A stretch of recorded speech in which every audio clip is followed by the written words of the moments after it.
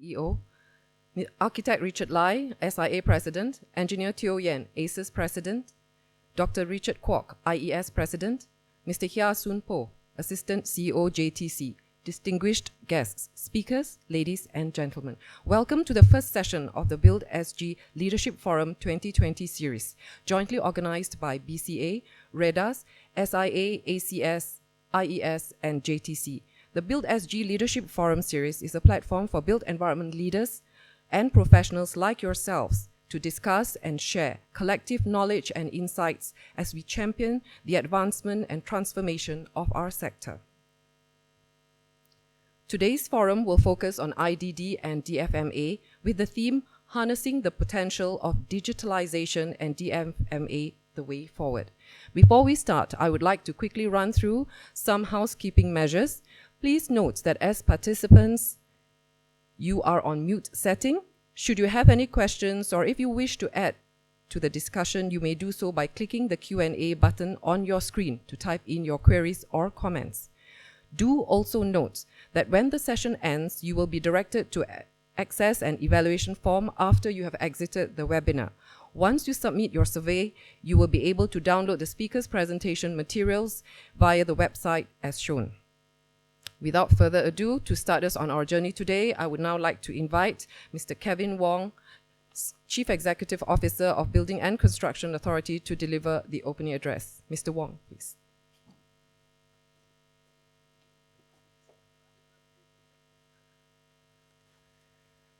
Morning, everybody. Architect Richard Lai, President SIA, Engineer Teo Yann, President ACES, Dr. Richard Kwok, President IES, Mr. Hia Soon Po, Assistant CEO JTC, friends and colleagues from the built environment sector. Morning. We are quite in an unusual setting. But anyways, a warm welcome to the BuildSG Leadership Forum 2020. As a start, I'd like to thank JTC and our TAC partners, REDAS, SIA, ACES, and IES for jointly organizing today's event. This year's edition is being held in unusual circumstances as it will be entirely digital, a mode of communication that we are all now too familiar with, unfortunately, given the dramatic ways in which COVID-19 has changed how we live, work, and play.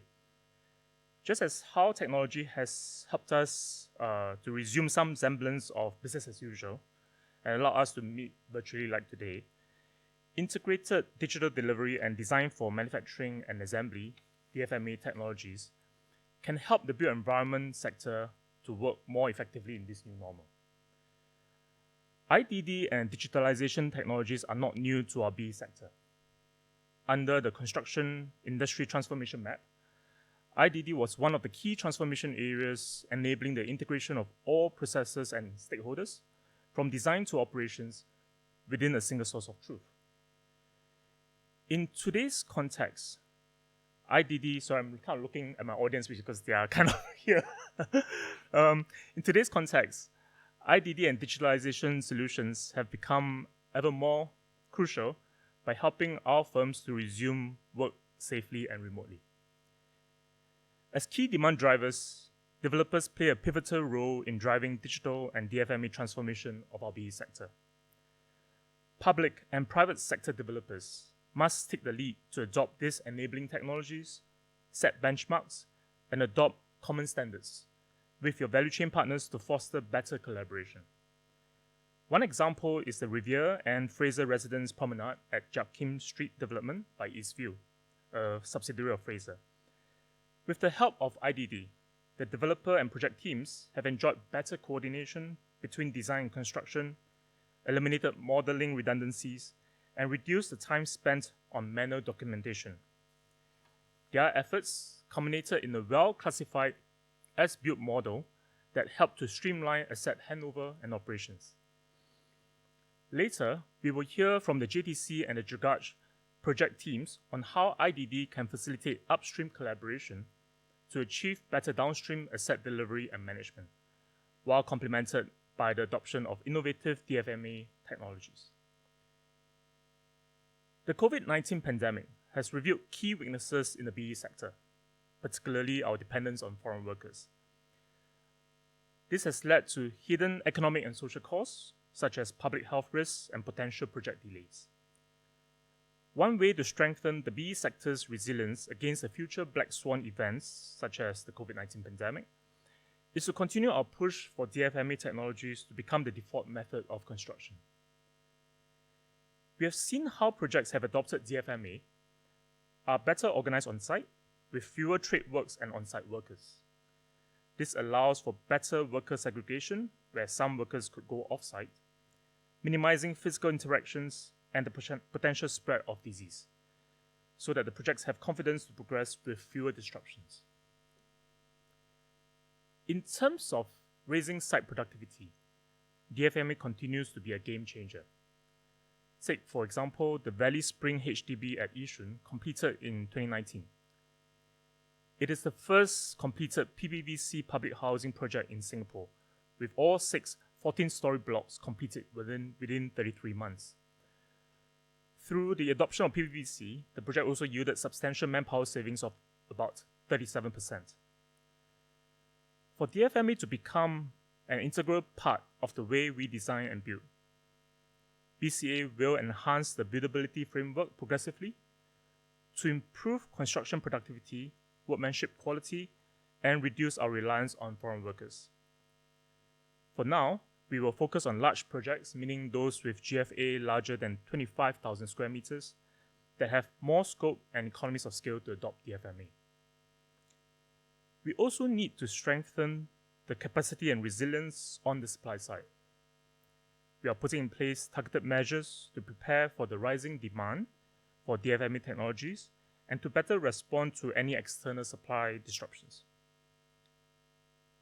Last year, we introduced a new voluntary off-site construction special scheme, which lowers the operational and manpower costs for eligible DfMA facilities.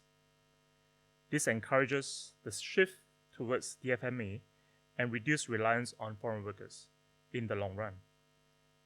We hope that as BE firms embrace the adoption of off-site construction, we can effectively pivot towards DfMA becoming the default way of building, which will be especially beneficial as we move into the new normal. Besides adapting to new methods of construction and digital delivery, we must also continue to streamline our existing work processes. One such effort undertaken by 3 major industry associations, namely the Singapore Institute of Architects, Institution of Engineers Singapore, and the Association of Consulting Engineers Singapore, has culminated in the Intelligent National Productivity and Quality Specifications, or iNPQS for short.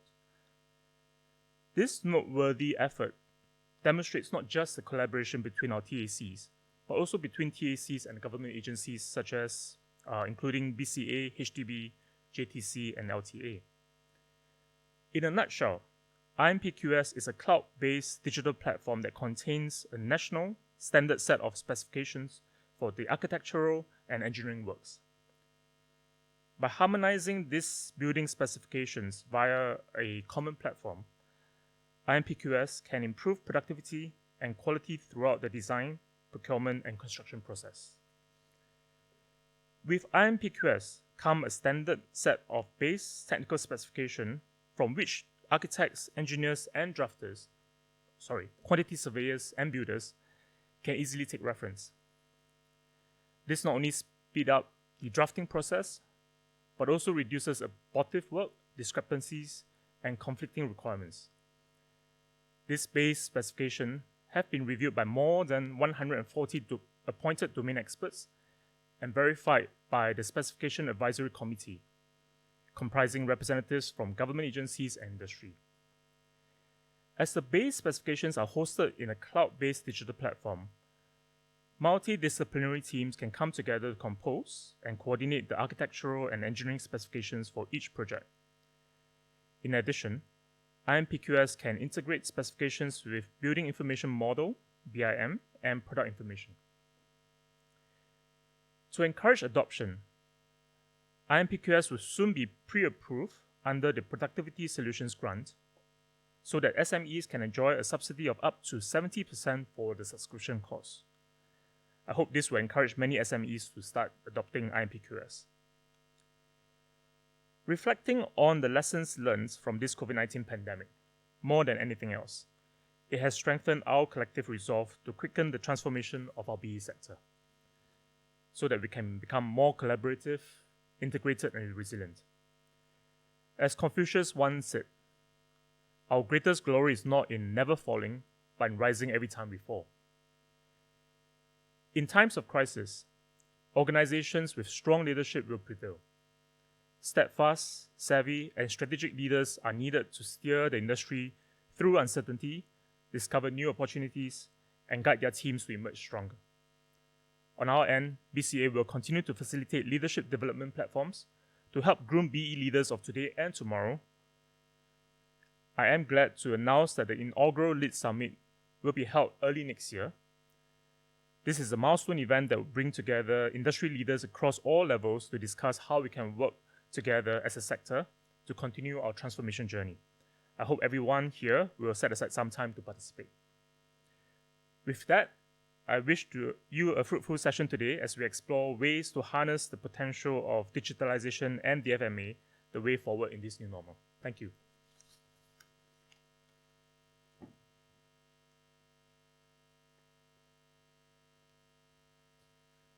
Thank you, Mr. Kelvin Wong. iNPQS is a cloud-based digital platform that will impact all stakeholders in the building sector. The platform harmonizes the industry's building specifications by harnessing the power of ICT and BIM technology. Today, we are pleased to invite Director of iNPQS, Engineer Chan Yu-Jin, to announce the launch of the iNPQS platform. Engineer Chan, please.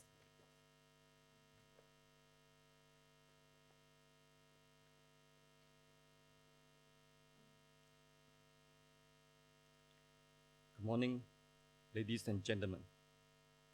On behalf of iNPQS Private Limited, I'd like to thank BCA, the 3 GBEs from HDB, JTC and LTA, and all those who have contributed and given their support in the development of iNPQS platform. The integration and the standardization of specification requirement for building projects will establish iNPQS to benchmark all building works in Singapore on an integrated digital platform. With the increasing and widespread use of digitalization, iNPQS is committed to meet the future aspiration of the construction industry by providing its user a quality, safe, secure, and productive value proposition through its cloud-based digital platform. As with all national work, collaboration among every stakeholder in the value chain of built environment is vital. On this note, to celebrate this collaboration and the successful completion of the iNPQS cloud-based digital platform, I'm pleased to welcome you to the inaugural launch of iNPQS.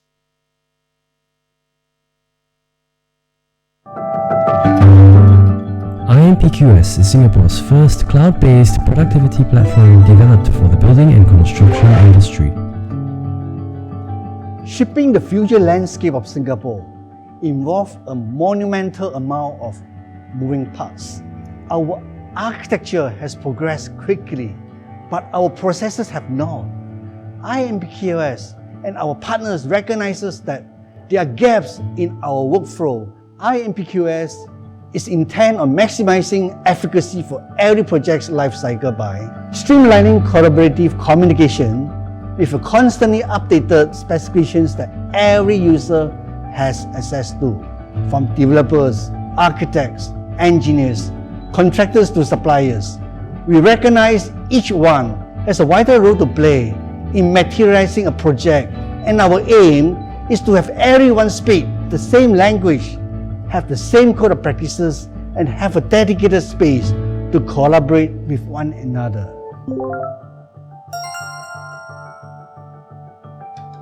iNPQS is a cloud-based workspace. You can now access your projects anywhere with an internet connection. Personalize your contact details to stay connected with the industry. Manage multiple projects or create new project specifications from templates. You can also customize documents by picking applicable clauses for your needs. iNPQS provides you with constantly updated versions of iCore and GPE specifications. Whether you are working on a public or private sector development, you can put together standardized specifications with customizable fields for your needs. iNPQS is a dedicated workspace that enables you to invite team members to work on projects together. Stay updated with new document versions and discuss with your team with the inbuilt messaging system. When we execute different projects, we have to go through the documents to see, okay, this project, what does it call for? What does the other project calls for? With the standardization, it will be better for the industry in the sense that everybody knows what is to be anticipated and what is the standard to follow. For us, is when we call for design and build tender, we will have difficulty because there's no design consultant, so we don't have specifications. So with iNPQS, we can extract from the iNPQS the relevant sections for the tender. iNPQS is enabled with Revit. You can now access your BIM drawings on iNPQS's cloud drive. Our servers are organized and secure. You can search your drawings with assurance that no files will be lost. Every BIM drawing is linked to the project specifications. At any time, you can refer to these documents within Revit with ease. You can also access a library of customizable BIM component drawings to be incorporated with your designs. From bricks to paints, iNPQS enables product references to be linked with every component of the drawings. In one view, every stakeholder of every project will be able to view technical, design, and material specifications with ease.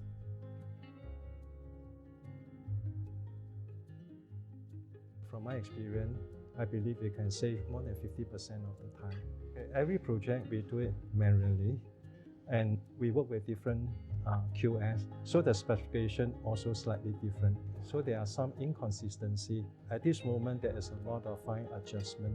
But when iNPQS come on board, it will solve this problem of consistency.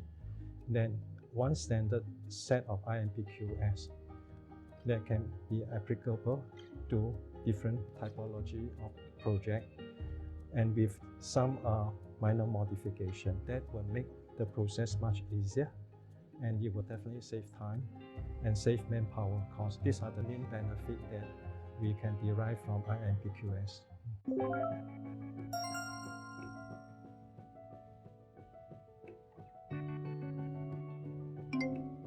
Within every drawing and specifications created, there is great opportunity for suppliers and manufacturers to meet the demands for materials and services.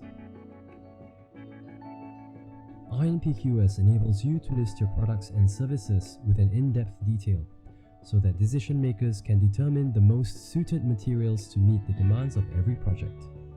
Every listing is tracked with reports on who has viewed and taken interest in the product. This information allows you to discover the market demands, and even enables you to contact stakeholders who have shown interest in your products and services. There are new technologies coming in, and things are moving so fast. So through this platform, iNPQS, which I think they will be updated on a regular basis, we can help to bring in new information to the architect through iNPQS. Through iNPQS, we can move towards what you call DFM, Design for Manufacturing. There's standardization, therefore it's easier for us to plan, engage in methodology that we're able to standardize some of the equipment to speed up production and also quality of the product itself.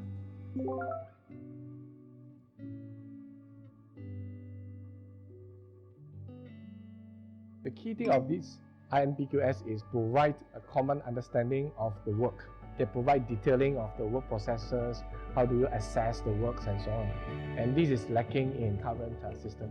It actually provides clarity and alignment among the various stakeholders, from the owner, authorities, consultant, main contractor, specialist, and even supervision team. You can actually build up a strong technical know-how of the work, and in longer term, it will actually helps to even promote innovations that will drive productivity, quality, and even sustainability. At iNPQS, we are here to harmonize this industry This platform is built through observing and listening to your needs. We want to enable you to work better, work faster, and work together. As an industry united, we can improve our quality and productivity across the value chain. As the frontiers of digitization, we move from a traditional practice to a cloud-based norm that every industry practitioner will benefit from. With you, we look forward collectively to the future of our industry.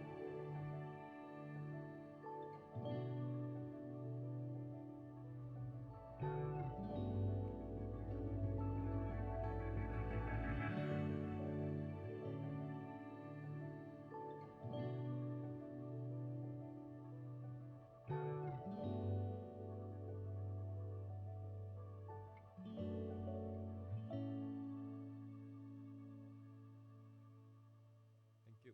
Have a good day ahead.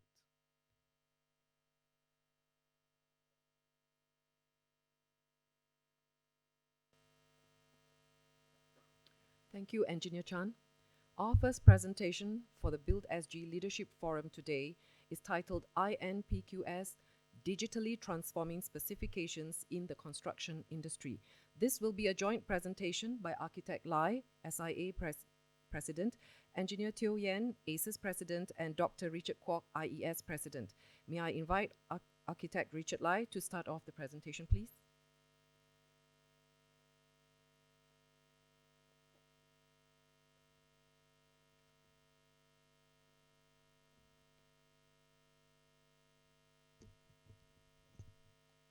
Thank you. Good morning, ladies and gentlemen.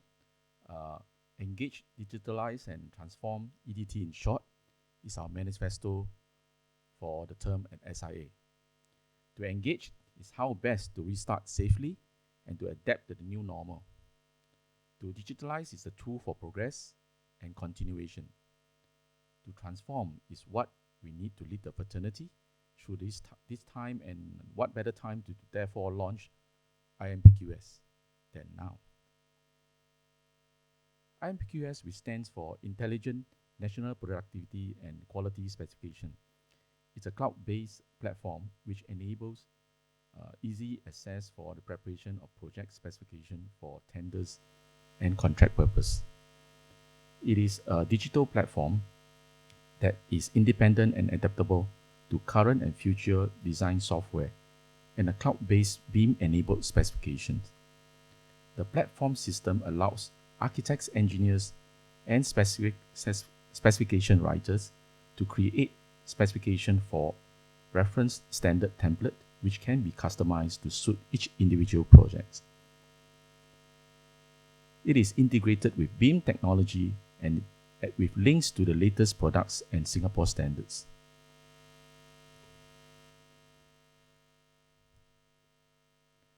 iNPQS was incorporated on 9 November 2015 and is jointly owned and developed and managed by 3 institutes, namely Singapore Institute of Architects, Institute of Engineers Singapore, and Association of Consulting Engineers Singapore, with each having equal shareholdings.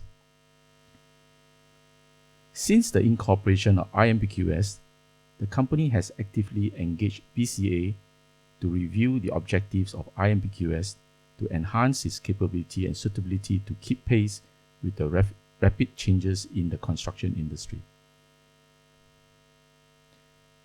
A prototype was developed by SIA CAD, and submitted to BCA to get support for the development of the platform.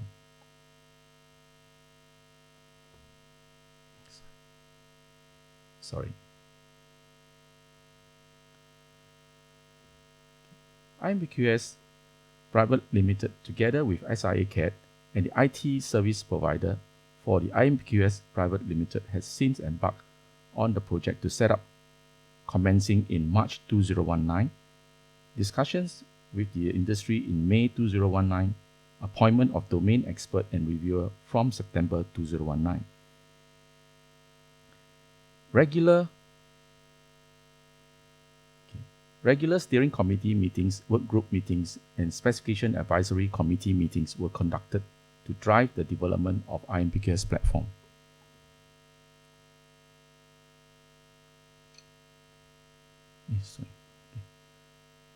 Professional and experienced architects, engineers, and specialist consultants and specifiers with expert knowledge of architecture and engineering works and materials are appointed as domain expert and reviewers. The appointment of domain expert to write, update, and include for new materials in the specifications. Domains reviewers are appointed to review and confirm the draft specification prepared by domain experts. The specifications prepared by them are collectively consolidated as iCore spec in the platform. iNPQS platform are also provides a standard building typology templates for residential, industrial, infrastructure, and commercial projects. More buildings typology templates to be added in the future for users to use creating project specifications. Specification from the three government procurement entities, GPEs from HDB, LTA, and GTC are also included in the iNPQS specification platform to provide specification for public projects. In the process of preparing the specification, iNPQS have engaged various stakeholders and industry partners to gather feedback and to have a better understanding of the practice of the industry. Focus group discussions were held with several groups such as with the GPE's members of SIA, IES, ACES, and the quantity surveyors, contractors, and manufacturers and suppliers. The group discussion were carried out with the objective to develop a common resource platform facilitating the sharing of information, referring to and comparing with various specifications towards adapting a best practice and producing up-to-date comprehensive specification for use in the building industry. I'm pleased to hand over to Engineer Teo Yann, who will share with you on the development made in the current iNPQS platform. Thank you.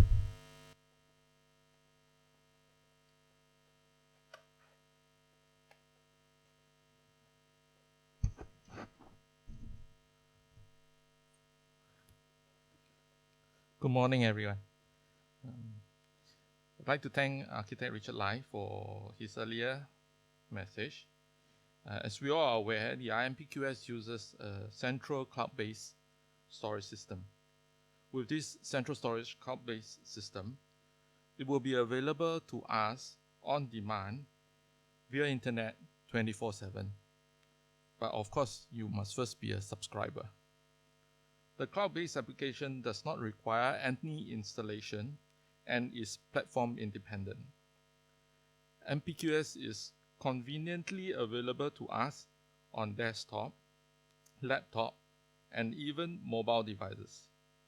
Being cloud-based, the system is also auto-updated with the latest data software and security patches. These are done on the cloud, taking much of this storage load of the end user.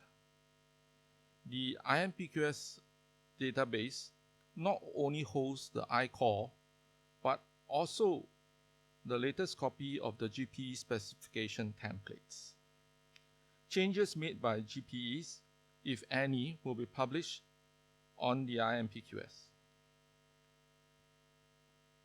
And whenever they are updated, iNPQS users will know for sure that the template available on the system is the latest. In addition, iNPQS system will flag out the changes made by the GPEs, complete with revision logs.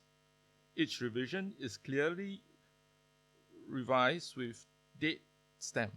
The information will come in handy if you need to refer to earlier versions. If the design is correctly modeled in software such as Revit, the iNPQS system can scan the objects in your model and auto-generate the relevant specification document. This will make sure every single object is correctly specified in your document.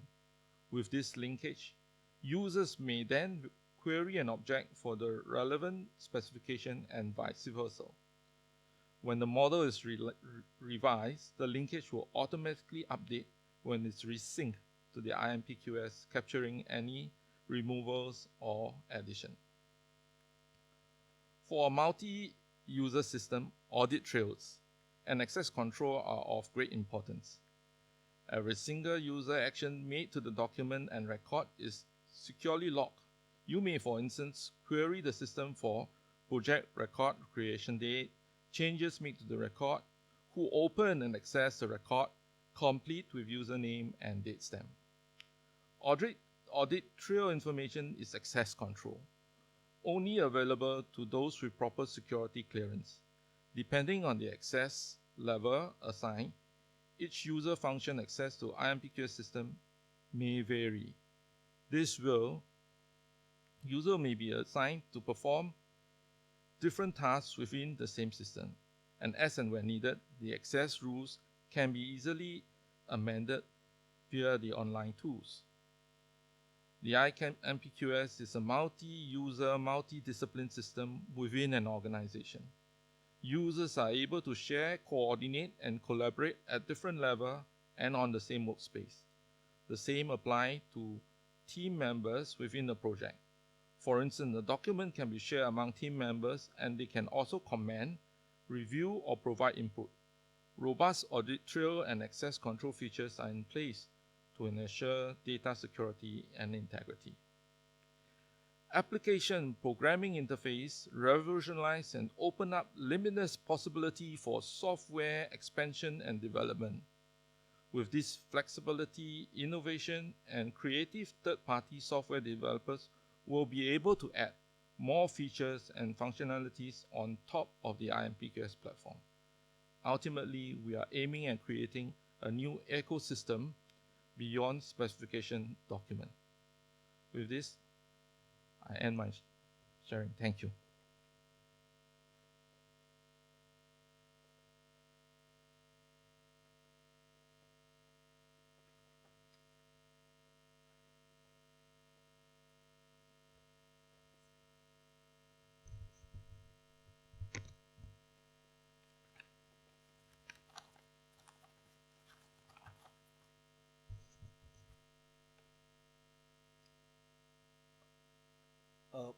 Thank you, Engineer Yann. iNPQS is a digital platform prepared with a standard set of building specifications and tools for project team to compose specifications at the design phase in a project. It is aligned with the integrated digital delivery process, a key thrust in the construction industry transformation map, in short, the ITM.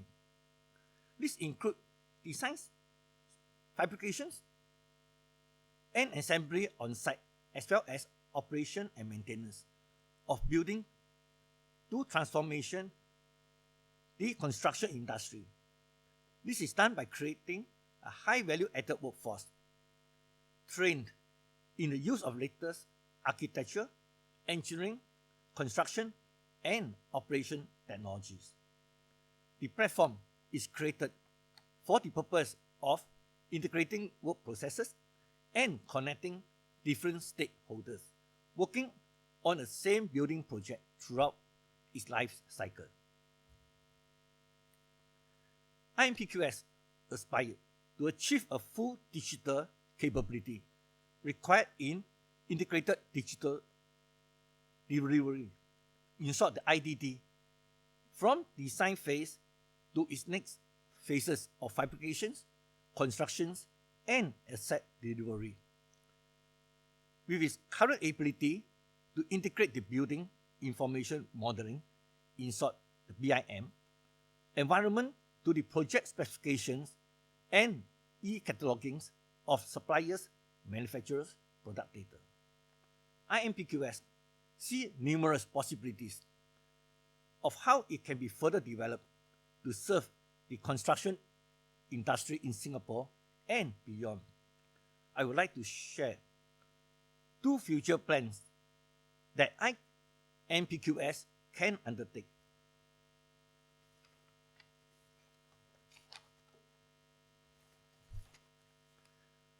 The future plan 1, for the procurement platform for tendering and quotation for goods and services.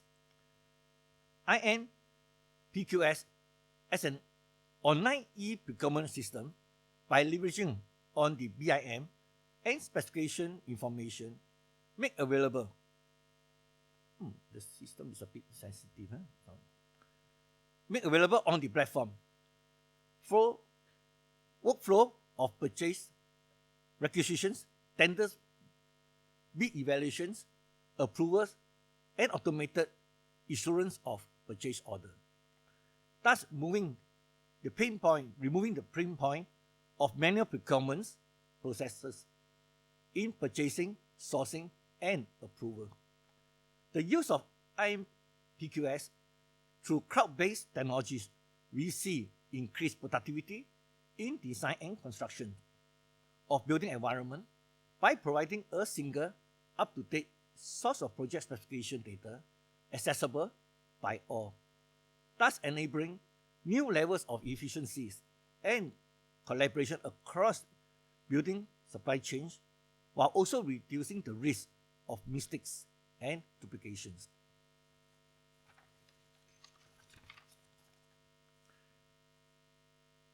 Future Plan 2, the life cycle asset management platforms for design, build, operations, and maintenance of real estate. iNPQS as a life cycle asset management platform. Once financial information can be tagged to all building assets and integrated life cycle management of asset acquisitions, utilization, repurposing, and decommissioning of disposal can be carried out to optimize capital and other asset investments. This will result in improving use of every asset while reducing asset inventories with a clear understanding of actual needs, thus enabling and unified correlated views of real estate infrastructures, facilities, assets, and costs can be provided through a digital dashboard to facilitate alignment and to support an organization missions. With the increasing and widespread use of digitalization, iNPQS is committed to meet the need of the construction industry by providing its user a quality, safe, secure, and productive value proposition through its cloud-based digital platform. Thank you.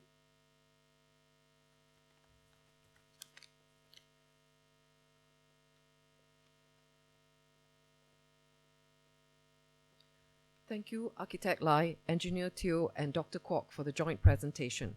Our next speaker is Mr. Wong Loong, Director from the Building Projects Division, JTC.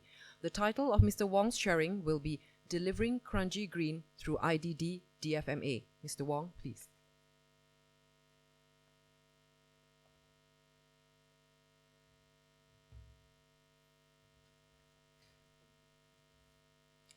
Hi, good morning, everybody. I'd like to start off by giving a short introduction about myself. I'm the Director of Building Projects in JTC, and I'm also heading up the digitalization efforts for developmental projects in JTC, which means I look into the digitalization of design, construction, all the way up to asset management. At the same time, I'm also heading up the construction sustainability efforts, and with the time that I'm left, I dabble a little bit into design thinking as well. So now JTC actually started digitalization of our projects back in 2011.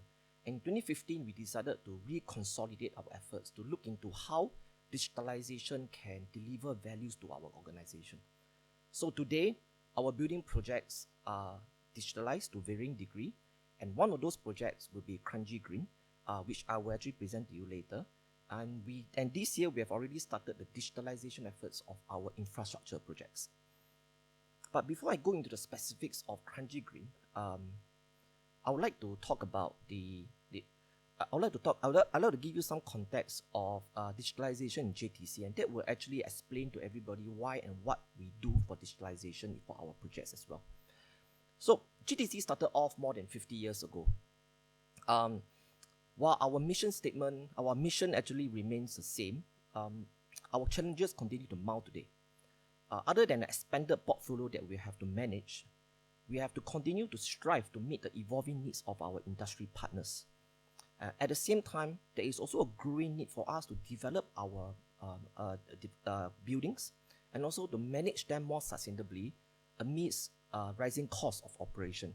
And this will mean that our assets is going to be more complex to manage inevitably.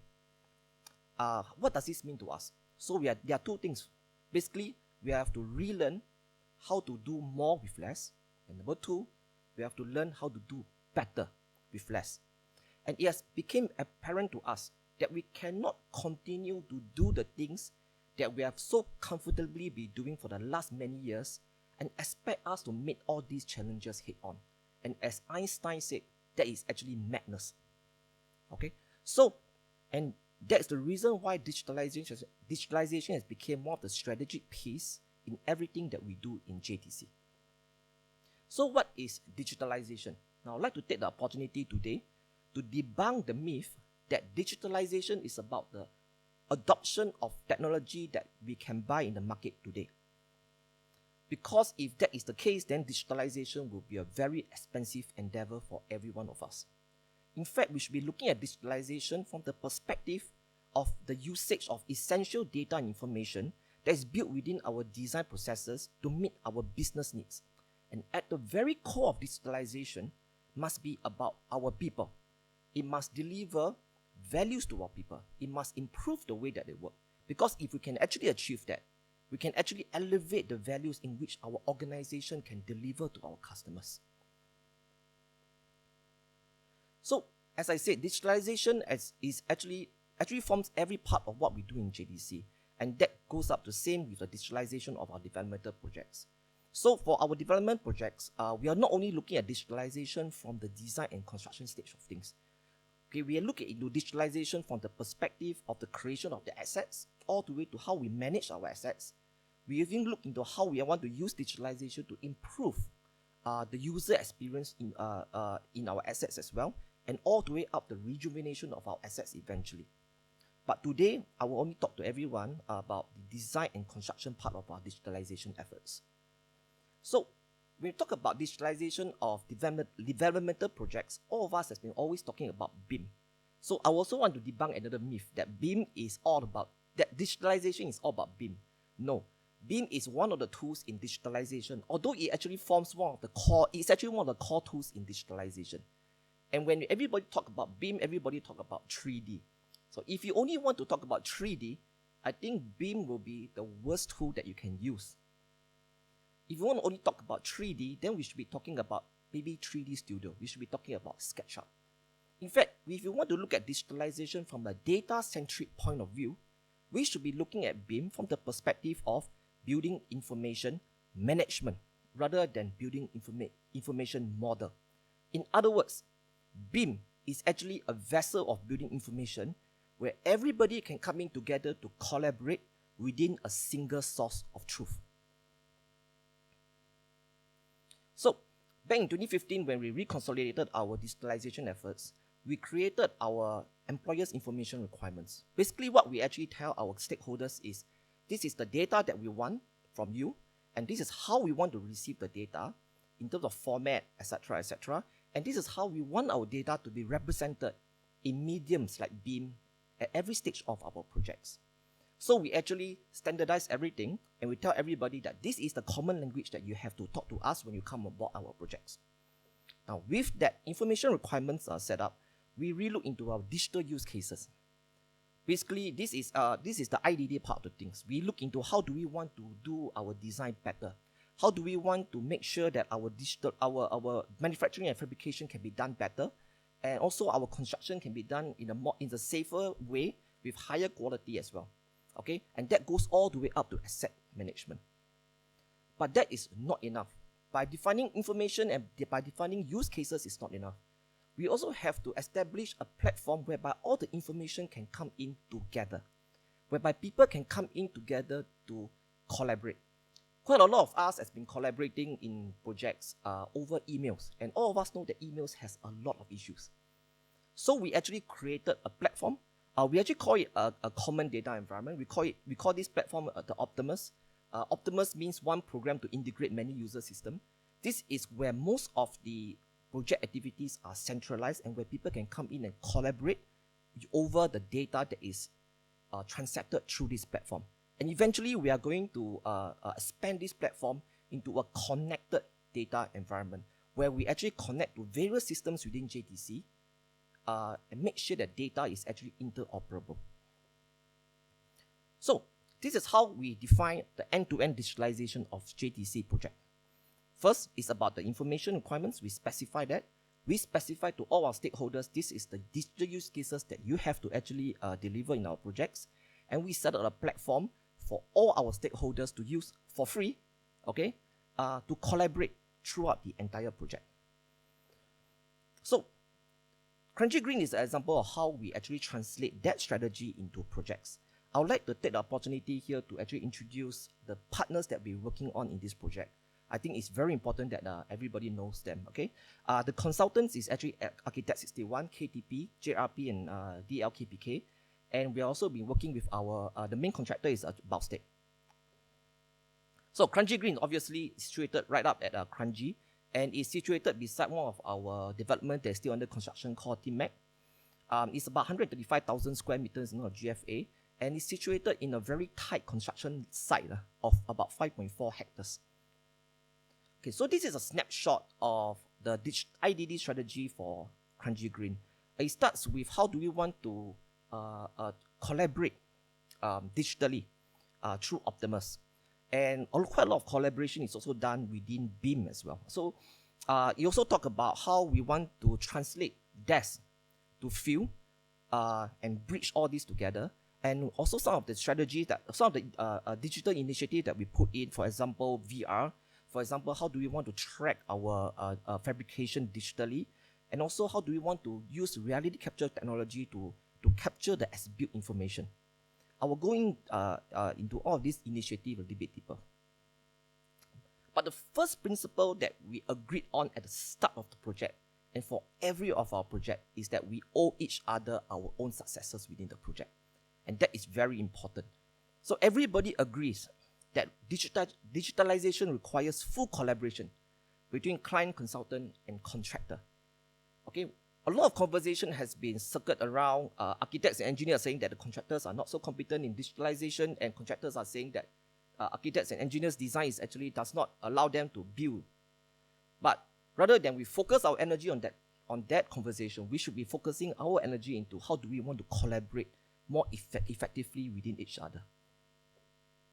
Okay, so this is the working BIM model that we use to collaborate throughout the project. Okay, now this model was done 2 weeks after the award of the contract to the contractor. And what we did in JDC is that it is a requirement for our consultants to pass the full BIM model to the contractor free of charge at the point of award. Okay, so we actually collaborate over BIM model, using BIM model that looks at something like that. And the information that we actually collaborate within the BIM model is actually based on two main parts. One is a geometrical information and one is a non-geometrical information.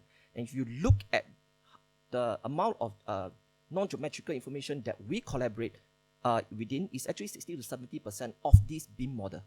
And the geometrical information that we collaborate is only about 30 to 40%. Okay?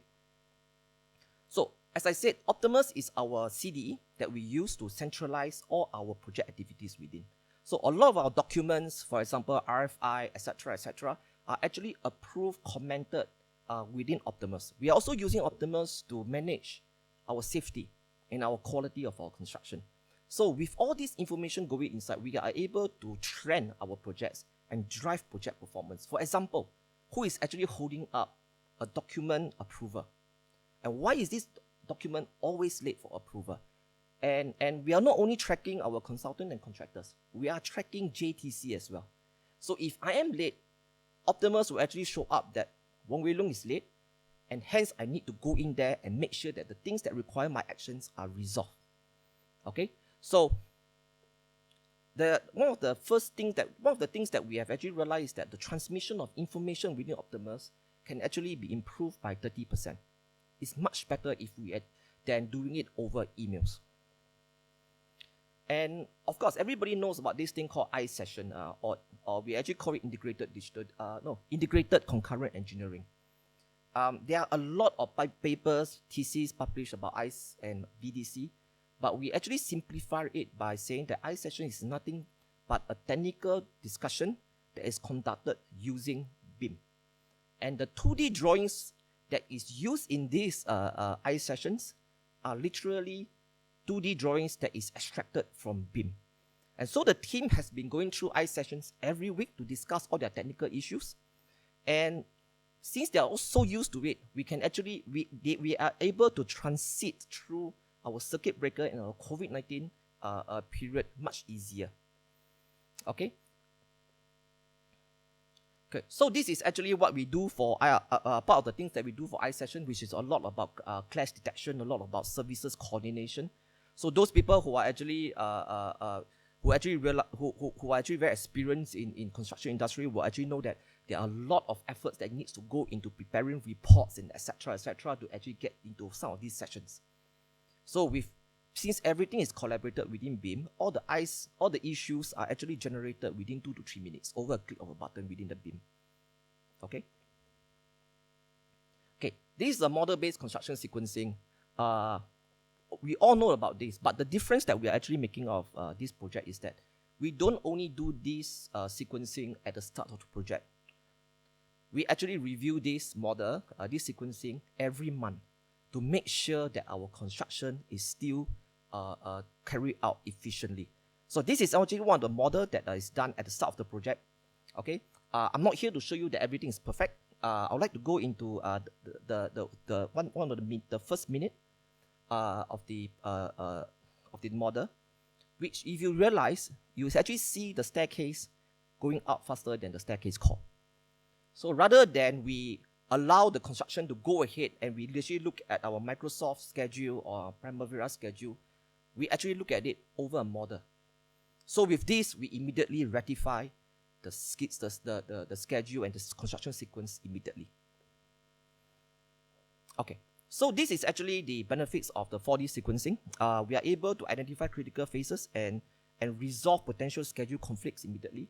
And we also estimated that with every issues that we encountered, that we identified using this type of sequencing method, we are able to save about 3 hours for coordination within the office and about 2 hours of coordination within the site, and per issue that we actually identified. Okay. So this is a digital schedule management.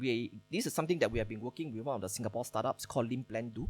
We're able to, this platform is able to allow us to track our construction schedule very detailedly using the Lean methodology. So everything that the site do will be logged into the platform, and the platform will be immediately able to let us know what are the issues with the construction process. And this includes who is actually holding up the process. What is actually holding up the process? Is it delivery? Is it construction? Or is it a personnel issue? And also we talk about the reliability of catch-up programs. Those people who are very experienced in construction will know that catch-up program is always late the moment that it's been submitted to us.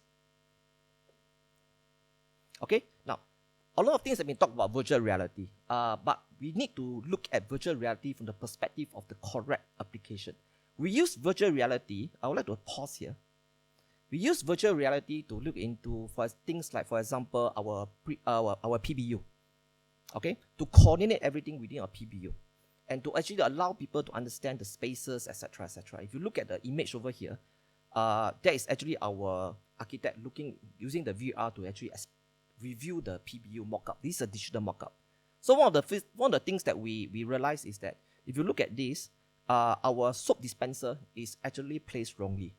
Those people who are actually sensitive to this will know that if we put our soap dispenser over here and we press the soap dispenser, the soap will literally leak onto the floor, and that will actually give rise to safety and operational issues. So on the right hand side of the video, you can see that we have already shifted the soap dispenser within the basin so that if there's a leakage, the soap will leak onto the basin. So this is what we need to use VR for. Okay?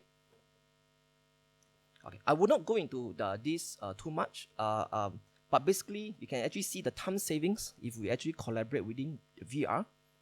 And when we look into the physical mock-up, we don't look into coordination issues anymore.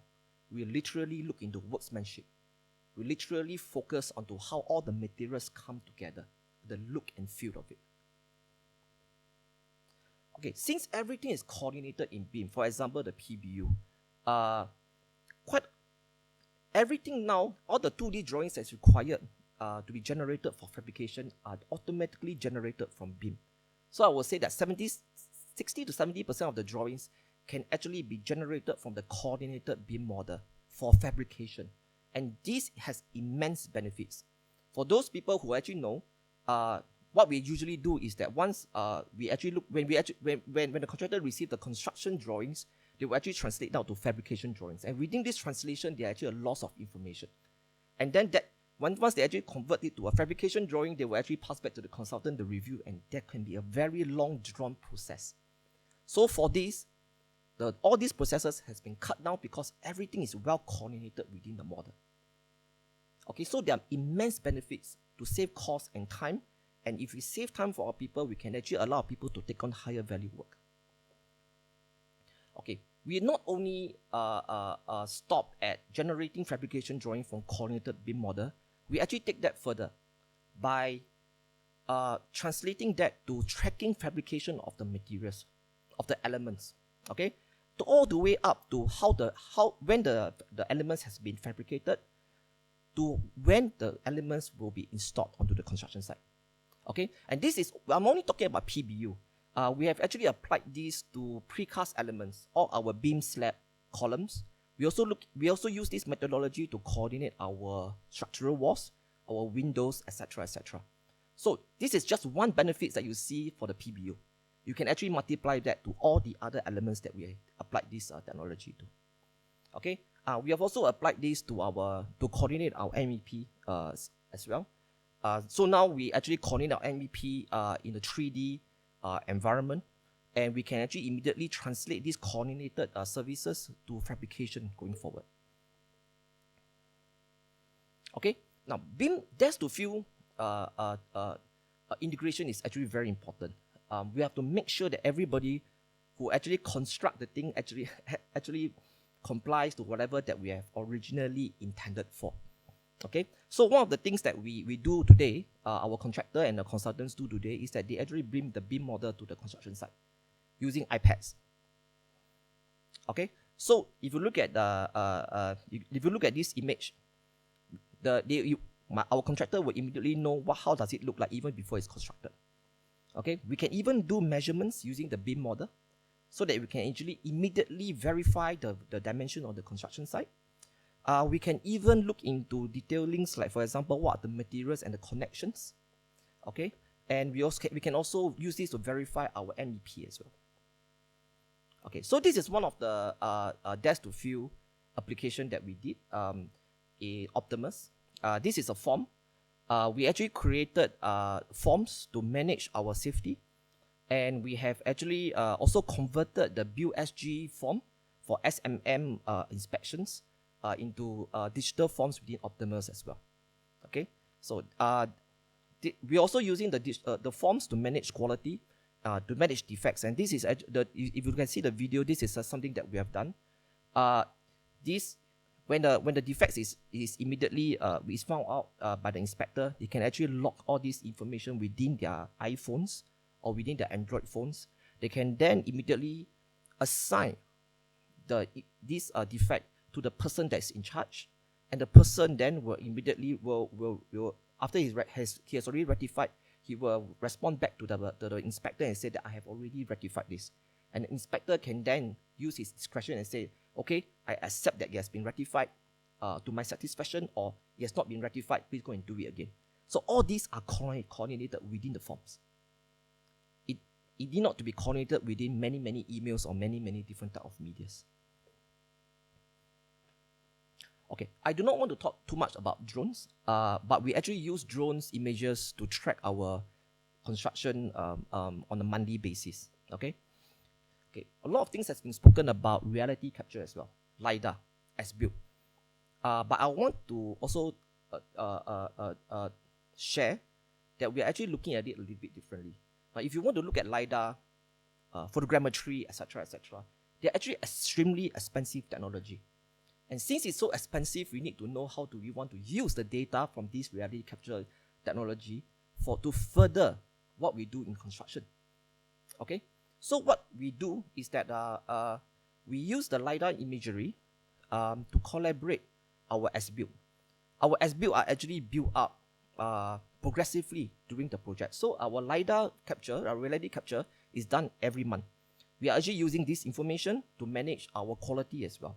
And going forward, we are actually trying to see whether we can use such information for things like progress tracking, for quantification of costs as well. Okay, so I'd like to end off by saying this. A lot of us in the industry has been saying that digitalization or treating digitalization as a thing of the future. But the reality is that it's not a thing for the future. It is actually a thing that we have to do now, because digitalization is something that is essential for us to do right now. I have actually worked with many companies out there, small companies and big companies as well. And I discovered that those companies who are already on the digitalization journey are able to pivot themselves better going forward. Okay, so that's all I have to share, and I can actually share with you more details if you want to know later during the Q&A sessions. Thank you very much.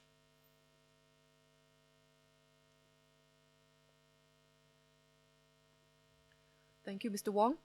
The next presentation will be delivered by Mr. Antoine Gondard, Innovation Leader from Dragages Singapore Private Limited. Mr. Gondard will be sharing his experience as main contractor implementing IDD on the M, a residential condominium PPVC project, some drawbacks and potential improvements moving forward. May I invite Mr. Gondard, please?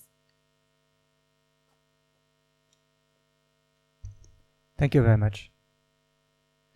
Good morning, everyone. First of all, thank you, Loong, for this very good presentation. Very impressive what you do at JTC. I'm looking forward to an opportunity to collaborate with you in future to try your Optimus, which sounds very promising. Let me share with you today, from a main contractor point of view, the use of IDD and PPVC on a project.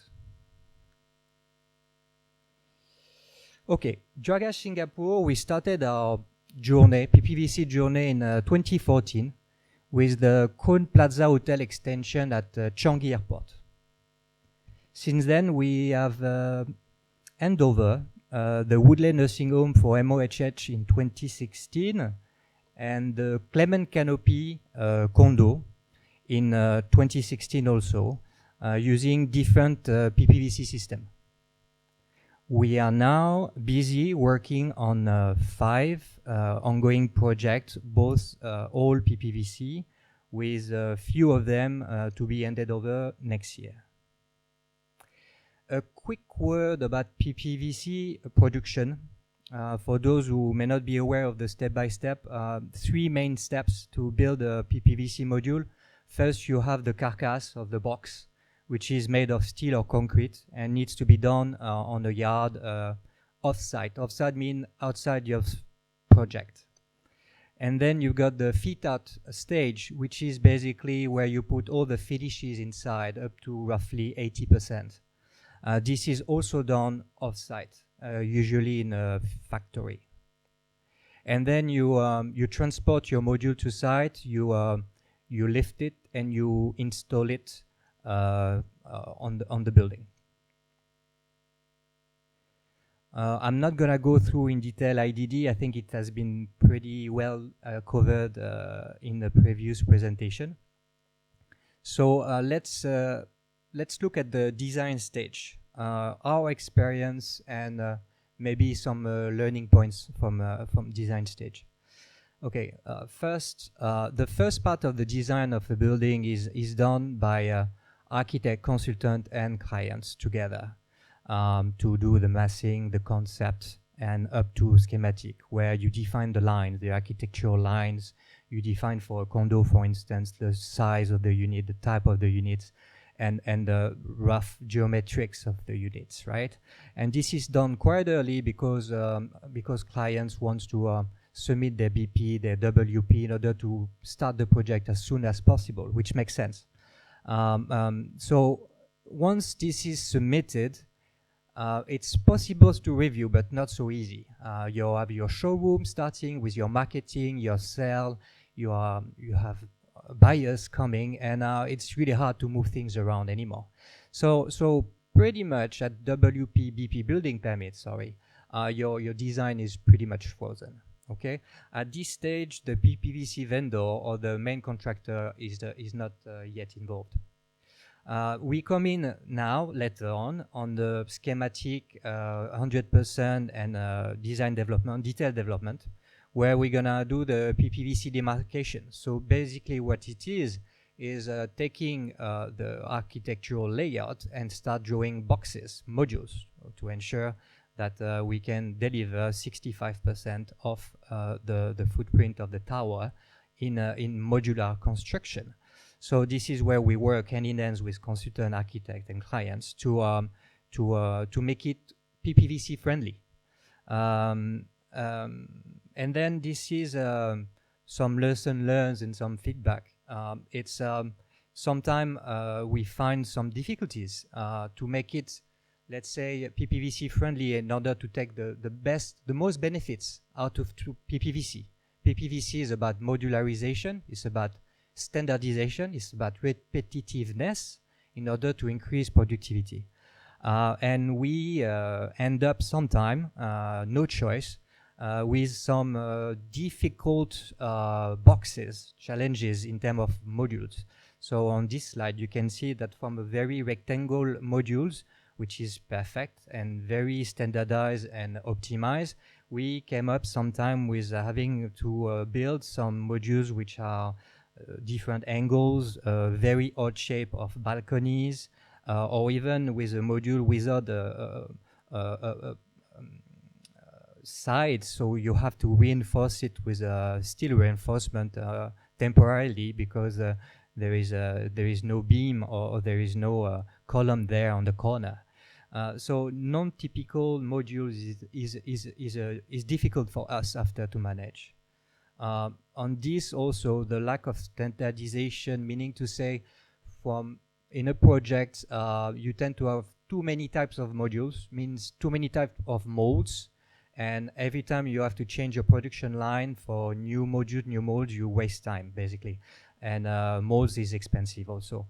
So from a very standard project where you have a lot of PPVC module to deliver, but few 20 sets of PPVC molds, you end up to some other project where you increase the number of type of modules and type of set of molds, which is hard to manage after in terms of production.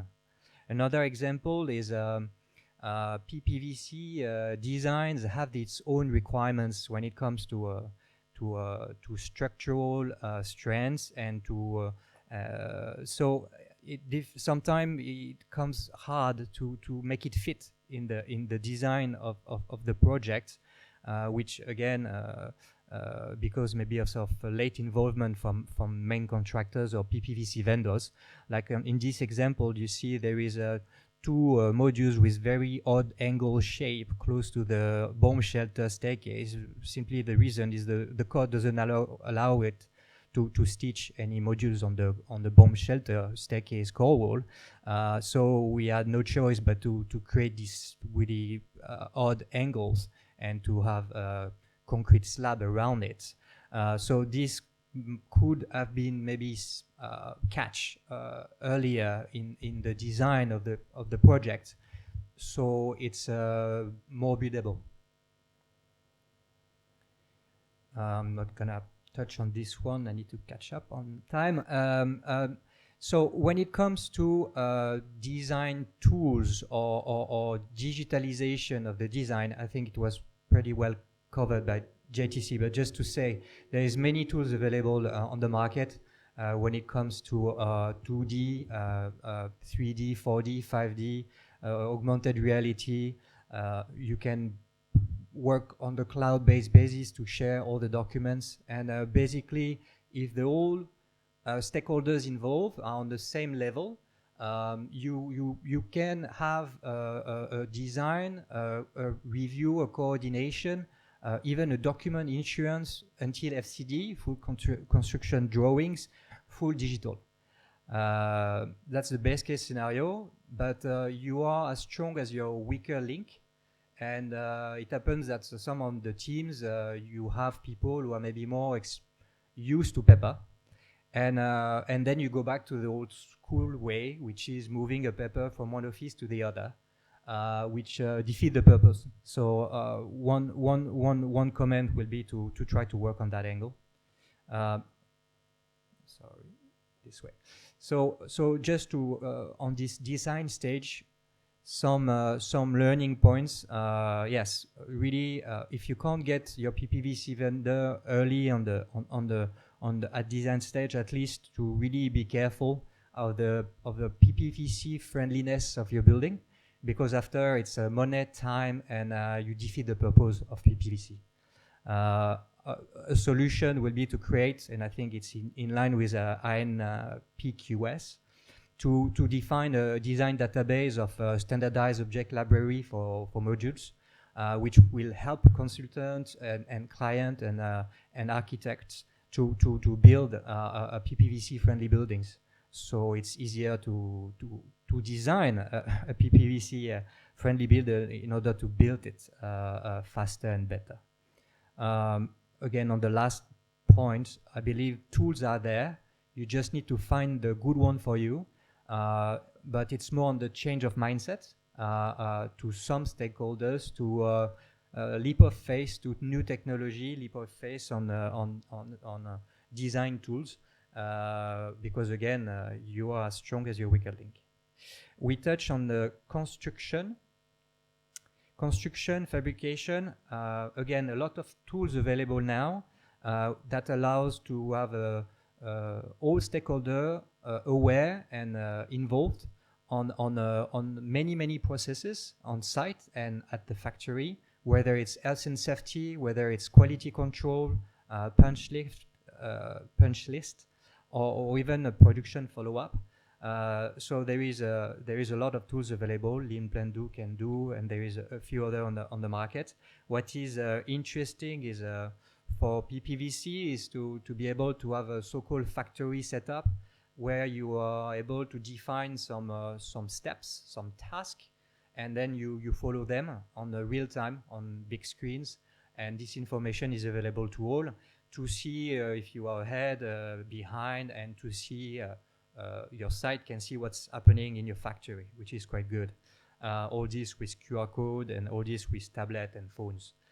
So this is here, and I think I encourage everyone to look into it. I know some fellow main contractor are also working on similar tools, and I think this is the right way forward for the construction industry 2.0.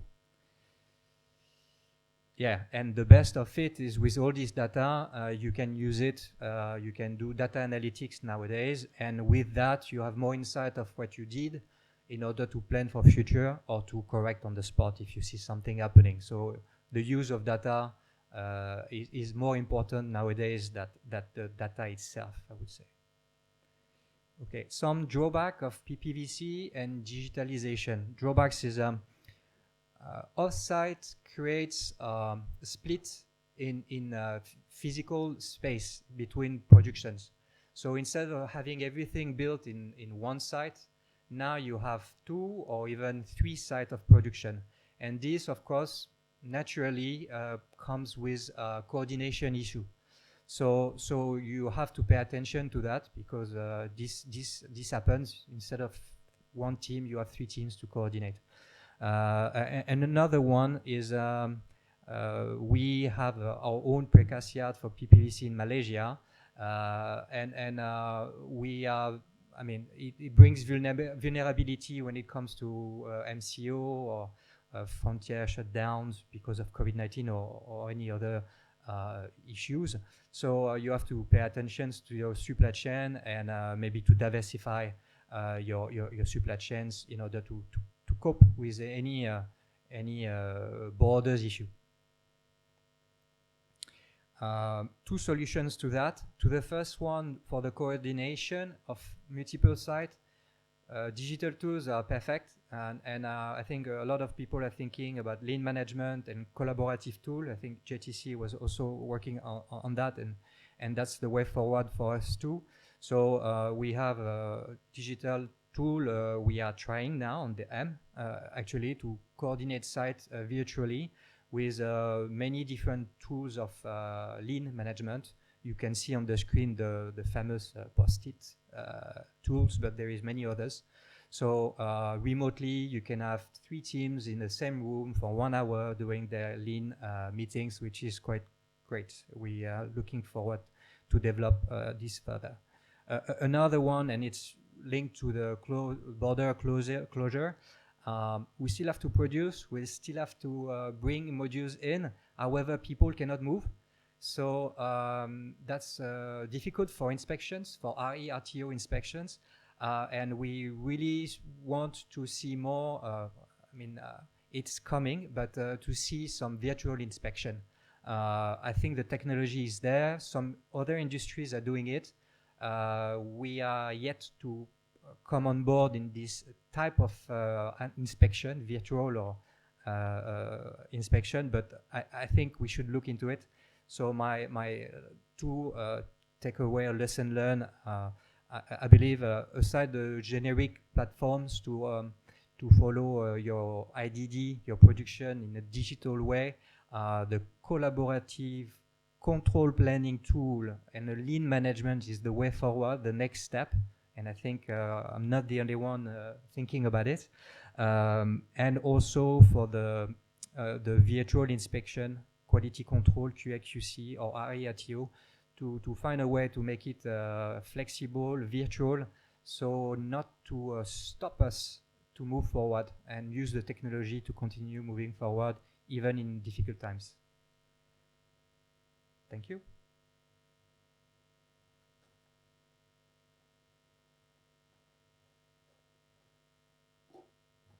Thank you, Mr. Gondard. We have now come to the panel discussion session. The panel will be chaired by Mr. Cheng Tai Fat, Managing Director of the Built Environment Research and Innovation Institute of BCA. May I now invite Mr. Cheng and Mr. Loh Kui Leong, Deputy Chief Development Officer, Capital Land Limited, representing REDAS, to take their seats, please. May I also invite on stage our speakers, Architect Lai, Engineer Teo, Dr. Kwok, Mr. Wong and Mr. Gondard to take their seats to join the panel discussion. For the audience on Zoom, if you have a question for the panel, kindly use the Q&A function to send in your questions. I shall now hand over the session to Mr. Cheng. Thank you.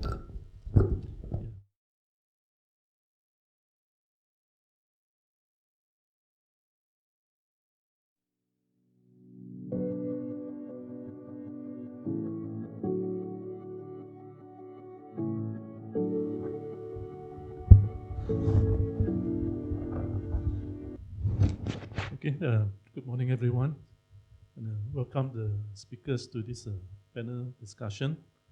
And also like to welcome Kui Leong from Capital Land to join this panel discussion. As you can see, I think we have almost the whole value chain here. We have the developers, the architects, the engineers, the builders, and of course from the public agency. So basically, for this panel discussion, I think we will revolve around the themes today of harnessing the potential of digitalization and DfMA. I think we have around 30 minutes for the panel discussion. And I will kick off by asking some questions to the panels, and then later on I open to the audience in the webinar. My first question will be to the iNPQS team. I think first of all, congratulations to the iNPQS team for the launch today. I think it's remarkable to have the 3 TACs, ACES, IES, and SIA coming together to develop something for the industry. And I hope moving forward in the future, more of the TACs can band together to solve this kind of problem. So my question addressing to the three presidents from the iNPQS team is basically as leaders of the industry driving this effort, what you hope to see in terms of transforming the industry through the adoption of the iNPQS platform? Richard, Yann, want to start? Yeah. Yeah, can you hear me? I thought the iNPQS is an opportunity where the three TACs can really come together to do something great for the industry. We work together in most of our projects, right? I think maybe you can say all of our projects we need engineers, but sometimes I think the software, the way we communicate, the platform we are using are all different. iNPQS actually brings everyone together, looking at a particular project on the same platform. And this is something that, as an industry, we had this dream long time ago. And I think today is a great day that we realize a dream together. And we see that there's a lot of opportunity for us to move forward with this materialization of this iNPQS. And I believe it's a platform that we can do something great together as a community in the built environment. Now that we are on a digital platform, there is so much more opportunity, especially as we move along and more application can be right onto the iNPQS platform. So the good thing is that we got started. It took some time, but now that we're here, I can see the limitless opportunity to gain and max from this given platform.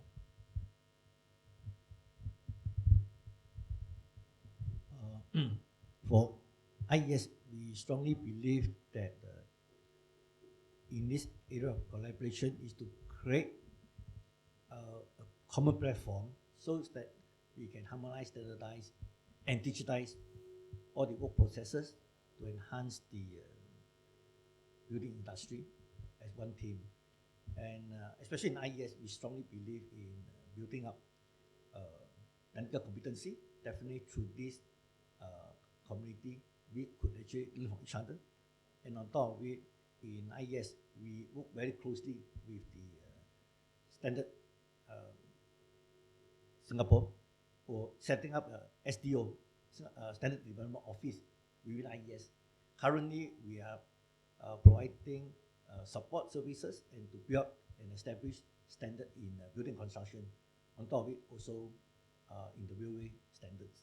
So I see these are very, very important initiatives as part and parcel within IES. Yeah, great, thank you. I think my takeaway is that we are already talking about having cloud-based digital platform to have a better collaboration among all the industry players. Thank you. My next question is addressed to Long from JDC. JDC is really the lead agency that push for adoption of technology for the built environment. And in your presentation, I noticed that you highlighted there's one sentence that you said, digitalization must not be technology driven. So this seems to be counterintuitive. Perhaps you can share from your experience, what are the one or two critical success factors to drive IDD and DfMA in your organization? And also, what are one or two barriers or obstacles that are most challenging for you in your journey? Can I talk about the technology part of digitalization first? Yes, it seems counterintuitive, but we're actually viewing technology as an enabler. But I'm going to illustrate with my iPhone over here.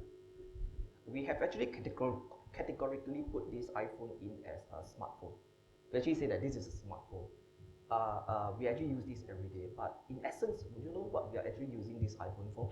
We're actually using this iPhone to actually read news, to actually access our Facebook, social media, etc., etc., to push communicate WhatsApp and all this sort of thing. But essentially, what we are actually using this iPhone for is actually to do data to push and pull data. That is what this iPhone is supposed to be for. So this is actually a smartphone. So we actually give it to us, we will be able to use this one. So this technology seems to be quite useful to us. Okay? But if you actually give this technology to somebody else who do not need to access social media, who doesn't have an internet, for example, okay? All they need is basically a phone that can actually make calls and maybe send some simple messages. So maybe that guy don't need an iPhone. Maybe that person will need a Nokia 3210 or 3310, which has definitely 5 times, 10 times much better battery life than this iPhone, which needs to be charged every day. Okay? So that's what we are actually saying. The application of technology in digitalization must be adequate technology. We're not saying that we should not adopt technology, but if we should be adopting the adequate technology in digitalization, it needs to help us. Okay, because adopting technology is like walking into a ransom situation every year, and every year they actually tell you to pay this ransom amount, and they will increase this amount every year. Okay? The critical success factor in JDC in terms of digitalization is that there is a very strong support from our senior management in JTC.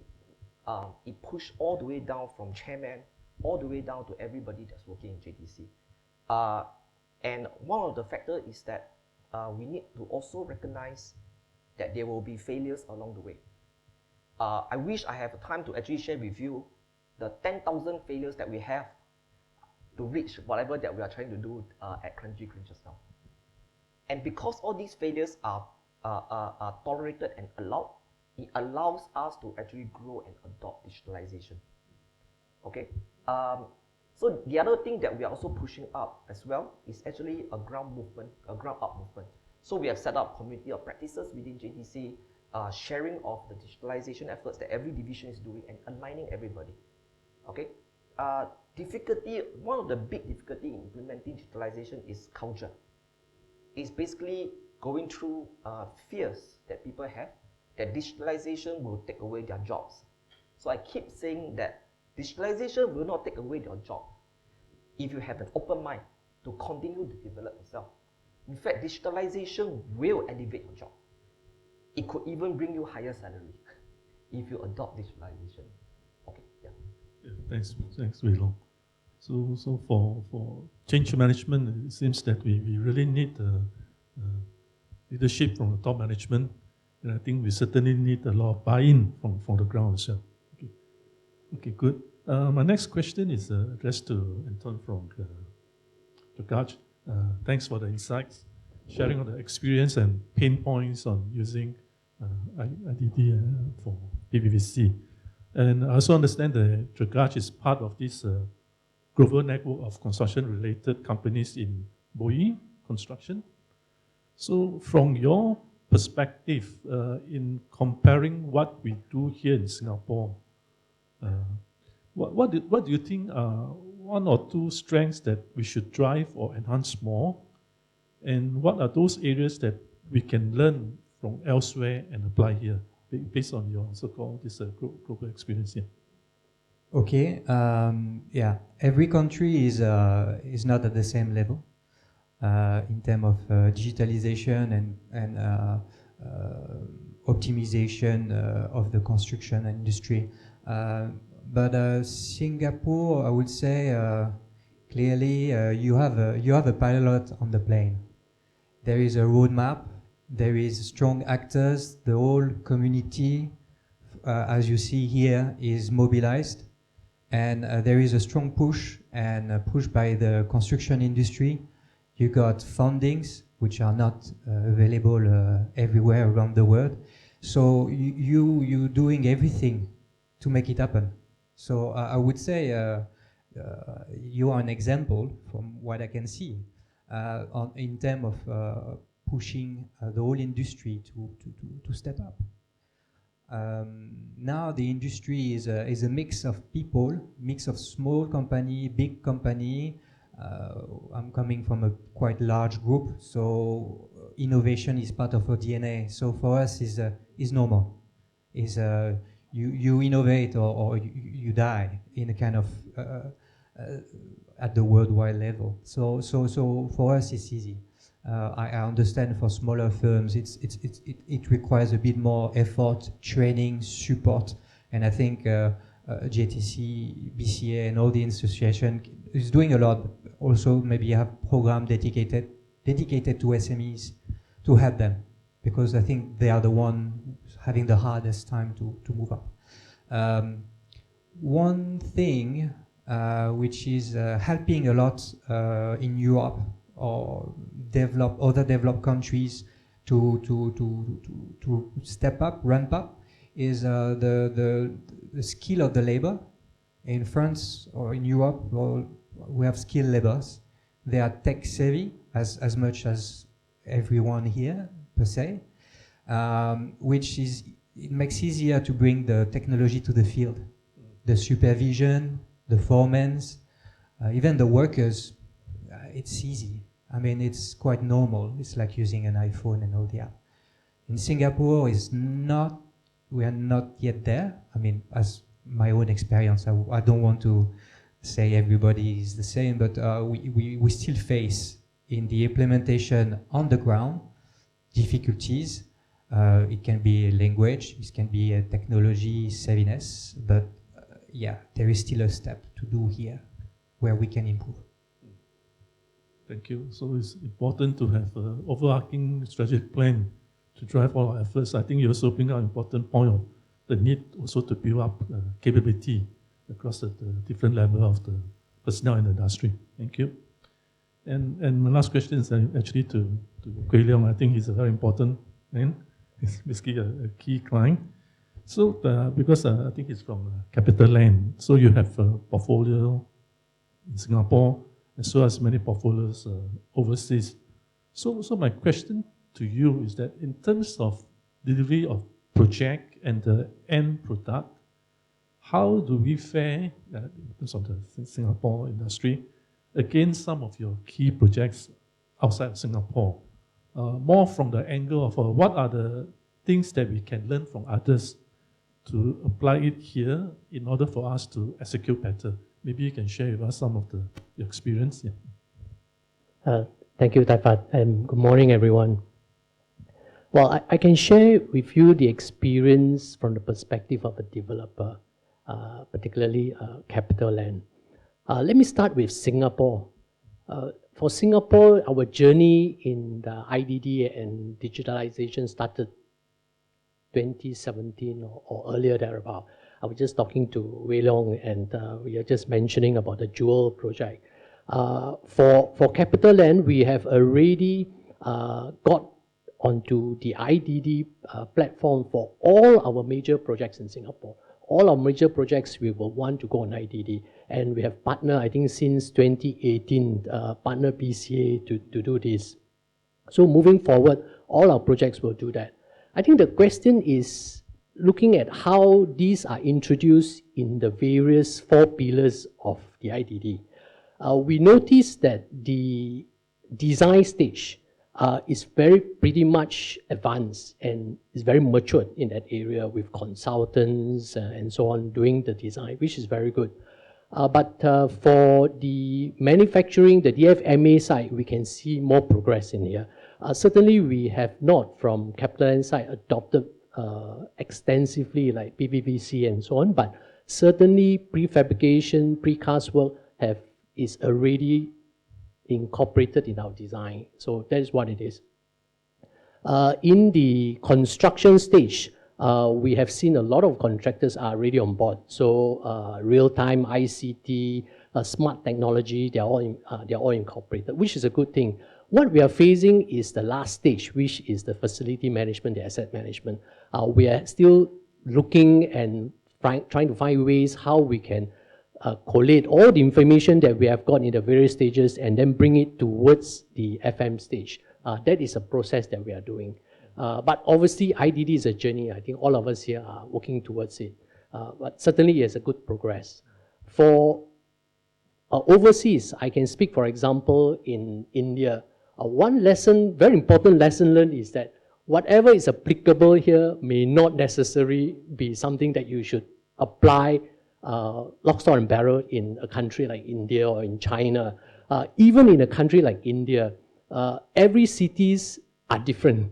Every city's knowledge of technology or acceptance of technology is different. The rules are different. What you can apply in one city may not necessarily be applicable in another city. So there's one lesson that we have to remember, that when we are overseas, what do we do? But interestingly, I found out that bigger contractors, larger contractors in India are already adopting BIM in a big way. So insofar as design is concerned, contractors and consultants overseas are already adopting BIM. That is something given. But certainly in areas of DfMA, construction, and so on, it is still lagging behind.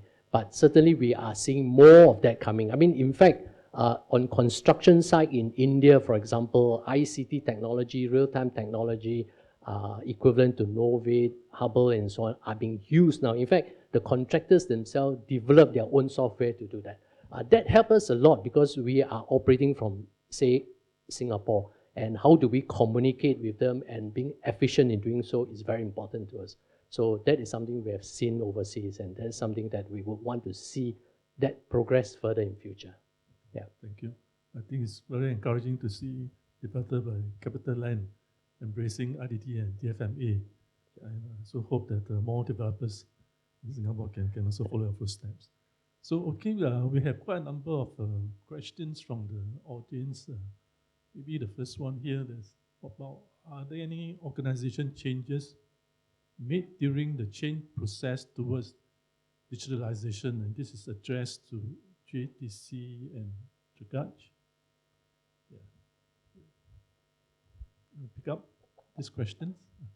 Okay, it doesn't come in a day, so it's a journey. Do you have new needs?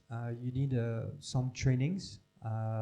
Innovation officer or digital officer might help along the way, because you need to go on site, you need to educate people. You have vendors to help you, but they are vendors. They can't do everything for you, and usually it comes with a price tag. So you have to learn to do yourself also, and to use the tool yourself. You can't rely on your vendors too long. It's not their job to do it for you on site. So I would say yes, there is a bit of change. There is some officers level position that may be required, but then after it's for you to find champions. We call them champions, innovation champions, digital champions. These are your staff who are going to spread the tools and teach the colleagues and help them to step up. So it's more about a network rather than a new organization. You need to create a network of skills internally. Once you have your network, it will go with the flow. Loong, anything to add on to it?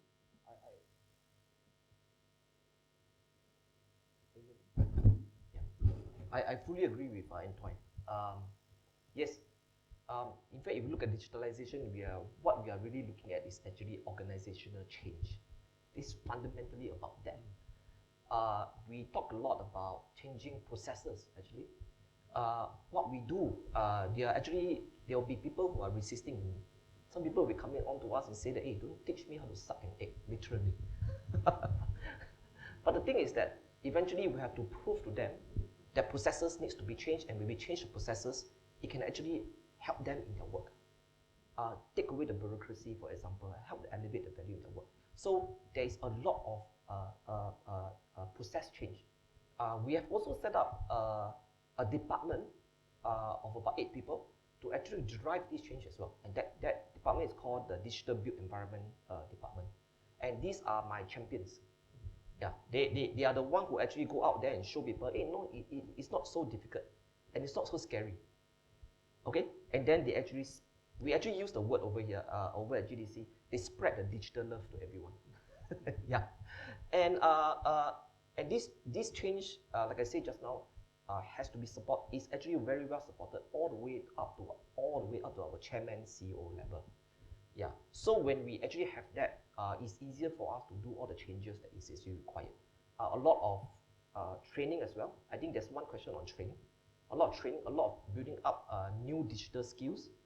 We are even talking about everybody needs to know maybe a little bit about scripting. Every engineer or architect needs scripting skills, for example.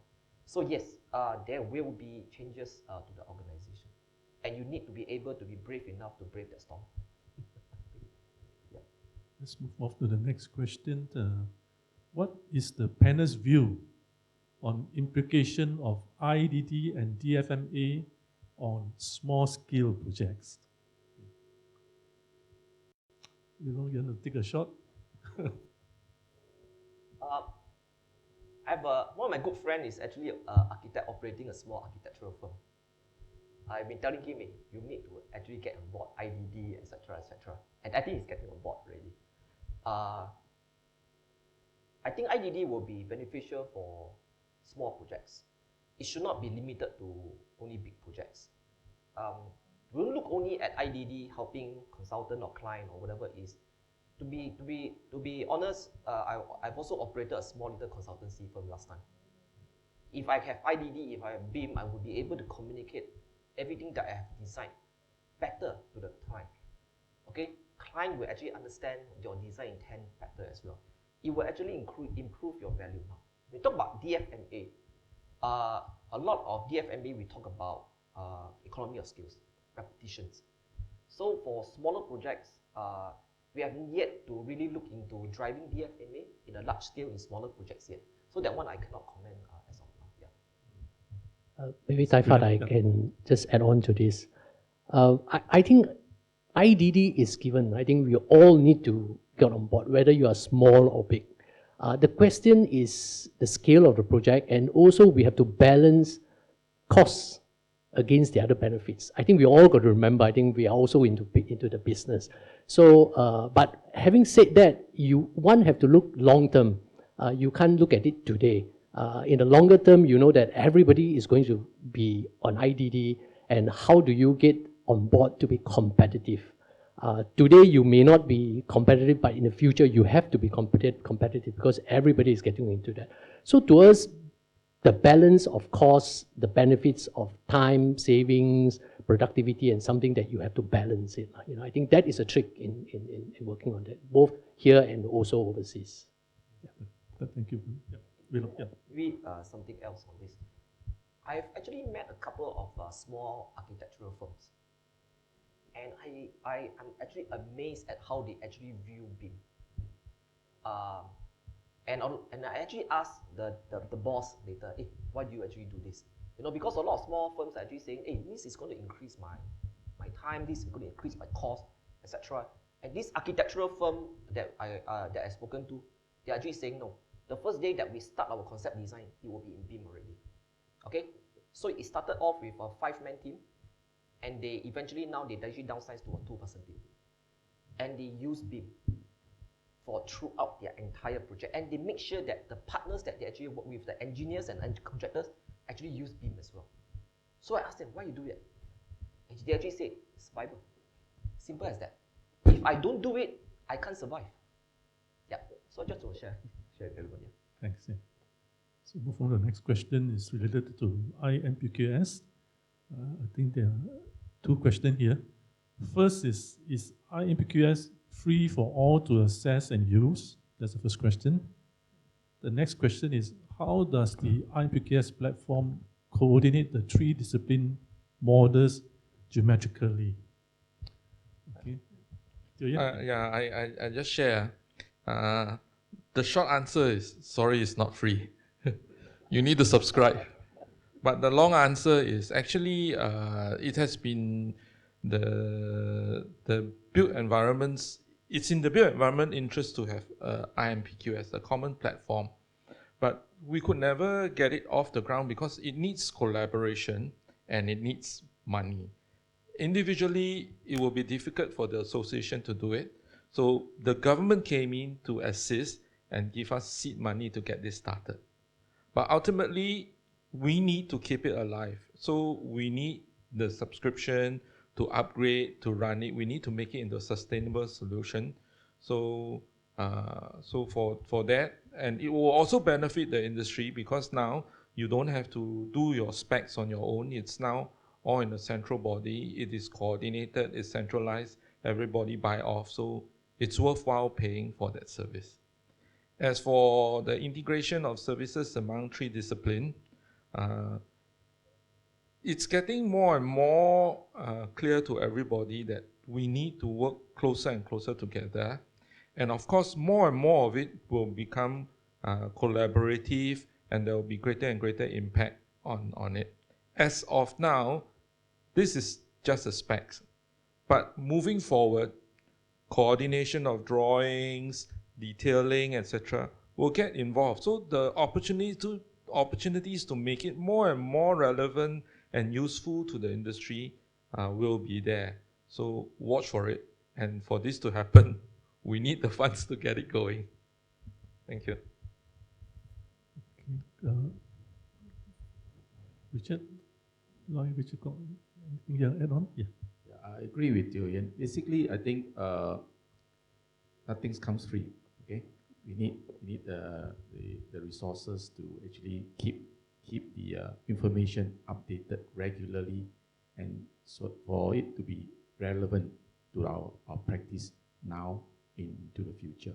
So to do that, we need inputs from all the relevant trades, the technology that's available at now and future, so that we can update that into the iNPQS. So whatever information you are using, as you take so-called come on board, you will have the latest information to work with. So that requires effort.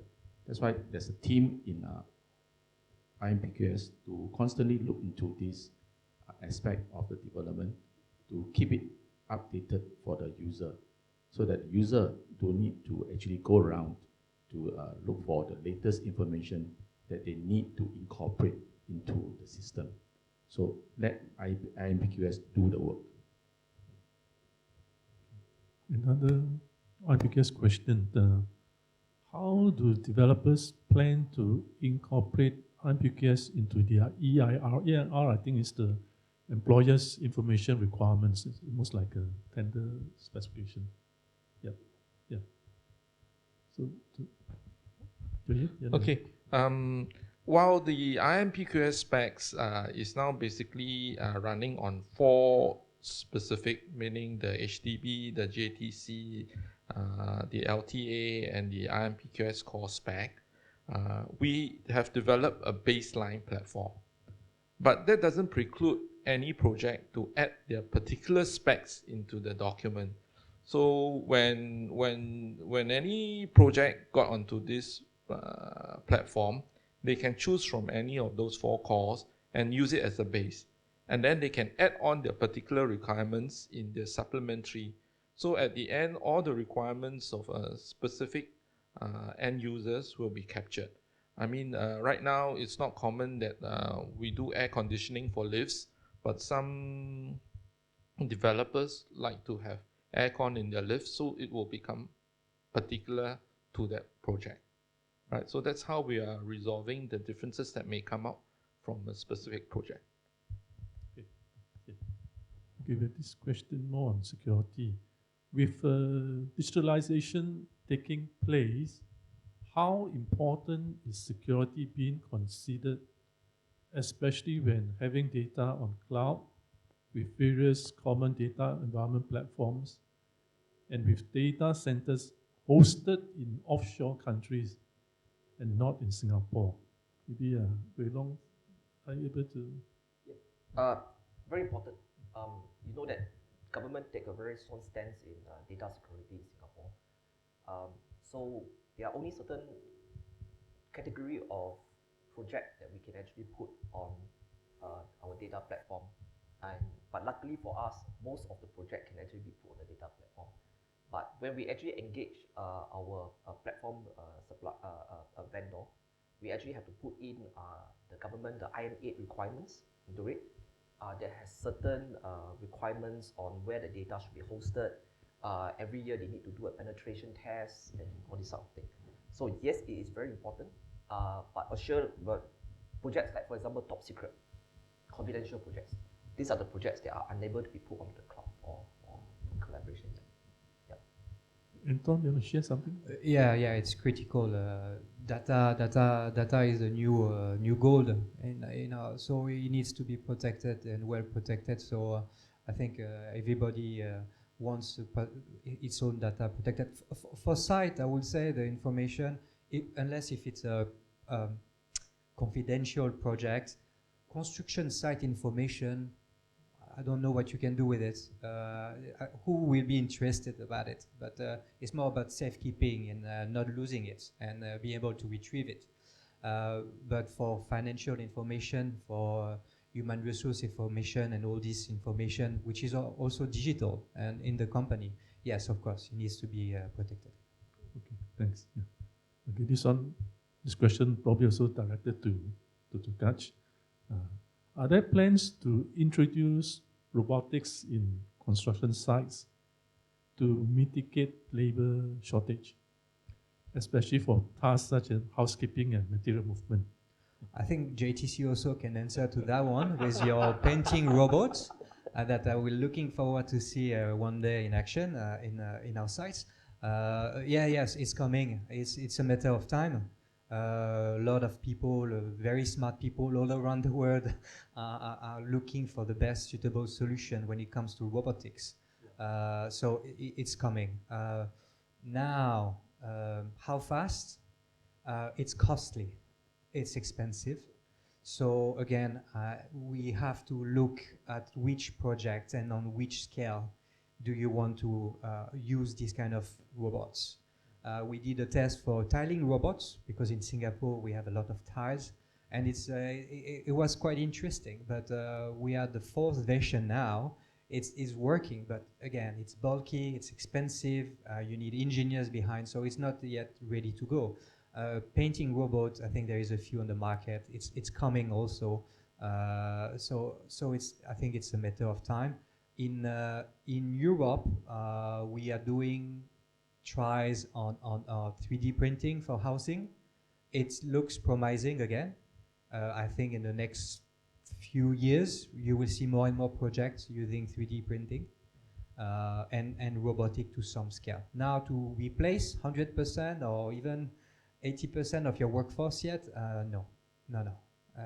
It will be for very specific jobs, whether it's repetitive or whether it's physically hard on the workers, on the labor. So these are the two main or whether it requires a very specific precision.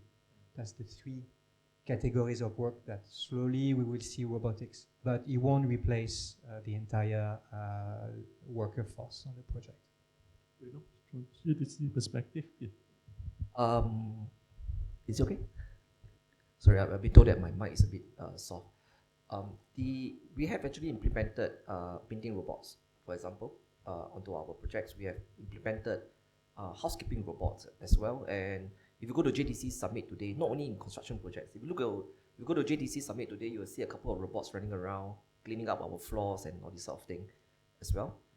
We are quite a lot of robotics in R&D right now.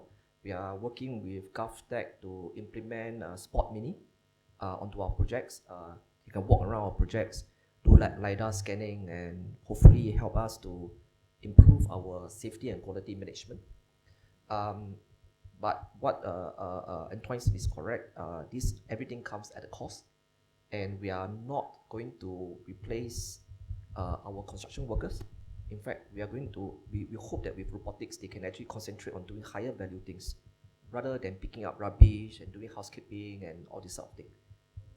I think to add on to that, from the whole life cycle, robotics has very much being used in asset management.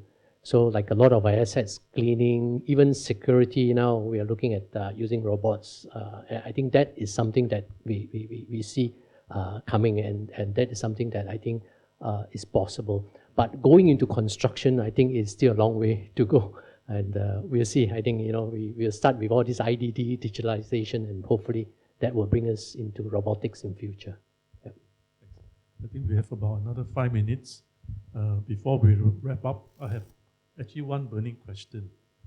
Because, Loong, I think earlier you shared that in your project, you get the consultants to pass the model to the contractors.